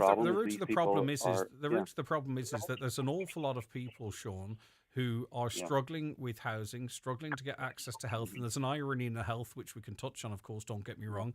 They're struggling to get their kids back to school or keep food on the table, and what they see is people coming into the country, and in their view, being housed and fed and watered and being provided services that the population that was there previously. And also, too, there is a concern that certain cultures are protected more than others. That is disprovable as well, by the way, because the police reaction generally responds to the level of violence on any given day. But it's those type of things, and I think that actual leadership, to be honest with you, Sean, needs to come from politicians and the government, because a lot of the papers and what have you are parroting what governments are saying, but I don't think they're doing enough to actually try and establish a harmony. It's politics of division now. I agree with you. There's a responsibility on government here, but government has actually created those crises. I mean, the government in the south for decades hasn't built enough social housing. There is a housing crisis. Public services in the south are not what they should be in terms of access for people. There is huge pockets of deprivation. Same thing here in the north. We have nearly 50,000 applicants or families on the housing waiting list. We have a crumbling health service. But this was all in existence well before the discussion about migrants and refugees started. So I think we have to say, look, the source of the problem here are governments that have failed to invest in public services, that have failed to build social housing. The problem is not, we cannot target powerless migrants. And what I've witnessed in places like Dublin is a minority of people going out and attacking migrants, vulnerable migrants, and beating them up. And that is punching down. That is not going to solve the problem. We actually need to, if people have grievances, we need to focus on the people who can actually make change. Well, it doesn't help then too. It doesn't help the governments then around Europe have responded to that, because if you look at really some of the Irish policy here, it has sort of said, right, we need to crack down on people getting on planes without passport. We need to crack down on and it's the same conversations having on Britain. You have the European Union saying we're going to send an additional, thousands of border patrol people to stop people coming in. So in a way, the governments, the countries are actually meeting people's concerns halfway. They're not going there far enough. But also, I still argue, Sean, they're not doing enough to actually communicate the reality or come up with solutions to what we're going to have to face. You can't. What was proven in Britain? It doesn't matter if you leave Europe. It doesn't matter what you do at the port. It doesn't matter what you do at the borders. You can't stop people coming into the country. So that's the reality, because they've tried everything. So we need to. So what happens moving forward? Well, we can have an actual discussion about immigration and migration, and I think we need to have it with a lot of empathy, because the reality is you've got a situation in the Middle East where we've had a whole series of wars fueled by the United States and by the British government. You look at what's happening in Gaza right now. This is creating people are fleeing war, they're fleeing poverty, they're fleeing persecution, and of course people, just like Irish people have done for centuries, are going to go to places where they think they'll be safe and where they can raise their family and get a job. And that is, so in one part, that's one thing we have to address, the foreign policy of our governments and what they're doing in other places around the world that is fueling and making people feel like they need to leave their homes. The other thing is, look, I have very little confidence in our government addressing this. Our governments are using this crisis to deflect from their failure. That is the reality. They've failed people in terms of their housing. They have failed in terms of addressing inequality.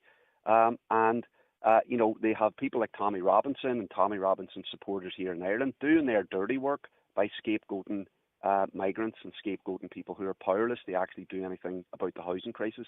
So I think we need to build movements. The solution is rejecting racism, rejecting the hatred of Tommy Robinson and people like him in the north and the south that are going to beat up migrants in the streets and beat up anybody that isn't white, and actually build movements for social change that says we have to build the houses right now. There has to be a multi-year mass social housing and affordable housing build.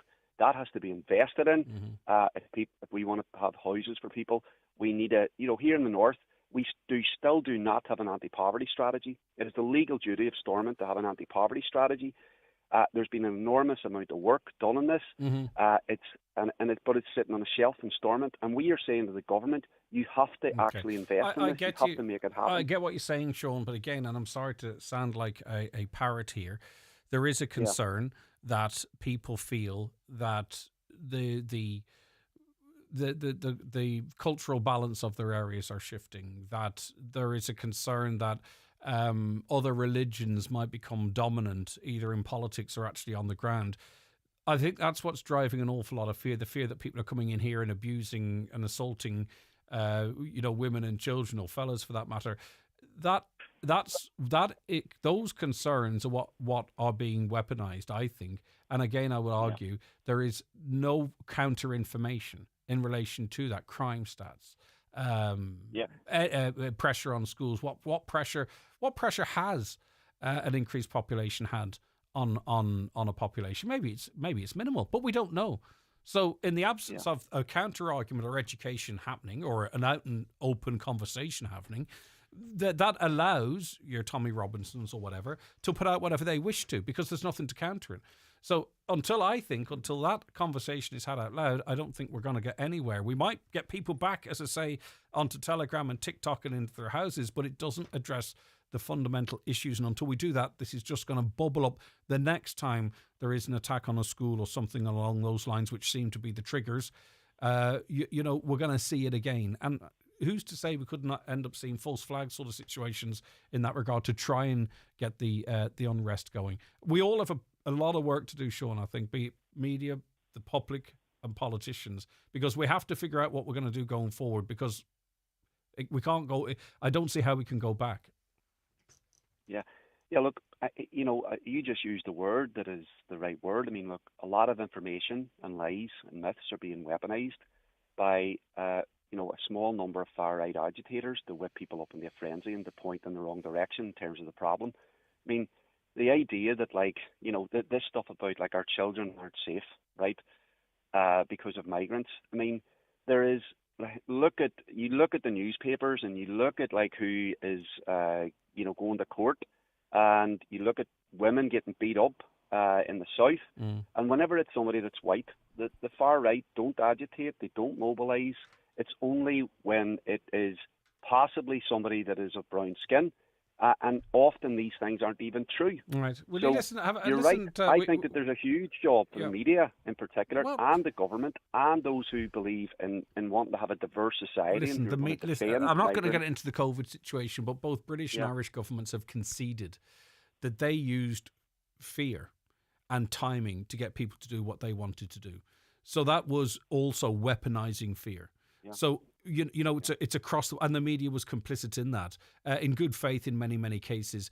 But be it left or right or middle or whatever it might be, all parties, either elected or the far right, unelected, will use fear to get people to do what they want to do, or to do their and until we get through all of that, I still think we're in a quagmire. Sean, if you've got 2 minutes, I just want you to have a quick listen to Michael. I don't know what Michael's going to say, but I think he disagrees with you. Michael, go ahead. Well, I would agree with some of the things that that gentleman has said there, Greg. But what do you disagree with? As you just said yourself there, every section of the political wheels will use fear to propel their own propaganda. Now, I'm certainly not far right, and I would be disgusted if anybody classed me as far right. But what's happened in society, in my opinion, Craig, recently, is that if you voice any opinion now about government policies on immigration, straight away you're thrown into this far right, and it's like a populist narrative in the media. This, you're automatically far right if you question anything about immigration. Immigration is needed in Ireland. There's no doubt about that. But it has, like, when you look at it now, Greg, at the minute, schools are at capacity, hospitals are.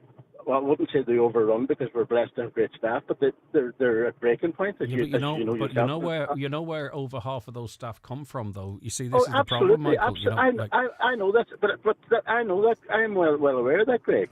But what I'm saying to you, we as a country, our infrastructure of services are pretty much at breaking point. We haven't even mentioned housing yet. We are. Like, is it really fair for us to begin asylum seekers or refugees if the only thing we can offer them is lying on a tent at the Grand Canal? And it's very understandable in my head about how people can get upset about government policies. But would you agree, Michael? And we have to leave it after this if you don't mind. But would you agree, though, that there are elements that use the what many would feel legitimate concerns you have to whip people up into a frenzy, maybe even try and destabilise governments? Because that's an awful lot of what's going on too. Greg, 100%. There's been a far right element in Ireland and Great Britain and in Europe forever and ever. Amen. There's always been a far right element in Ireland, even in my opinion. I'm not silly, like I'm not. I wouldn't bury my head in the sand about these things. There's always been a far right, but what's happened nowadays, Greg, is that the left have went so far left, is that people in the centre, who I would consider myself, the people in the centre with genuine concerns are now labelled. Yeah, you're right. No, it's a good point, well made, Sean. We have to leave it there. I don't think there's anything actually you really need to respond to, Michael. I think you understand his concerns, and that's not necessarily what we were talking about. But we kind of did talk about that a little bit. So, Councillor Sean Harkin, unless there's something you quickly want to add. Michael, quickly? Yes, please. Yeah. Yeah. Look, again, when it comes back to services, we have a government in the south that is sitting on a huge budget surplus that won't invest properly into our public services. Same thing is happening here. Westminster, Stormont are not investing in their public services. If we want to address these things, and we can address them, we need to build campaigns that says to these governments, who I don't trust, I'm not a supporter of these governments because they have created this crisis. Yeah. They are responsible for the attacks on migrants. Because they are not investing in housing, they're not investing in our health service, they're not investing in proper public services, and they're not investing in addressing deprivation. Okay. That has to be where our focus is. We need to kick up, not down, if we want to resolve any of these issues. All right. Okay. You're right. Sometimes it's easier to pick on obvious targets, easier targets. Okay. Thanks for that, Sean. Councillor Sean Harkin there. We'll be back. Just with the weather forecast. It's all we have time for after these. Leisureland Redcastle, open every day all summer long. Perfect for family day trips. Offers excellent value for birthday party packages. For a memorable family experience this summer, visit Leisureland Redcastle.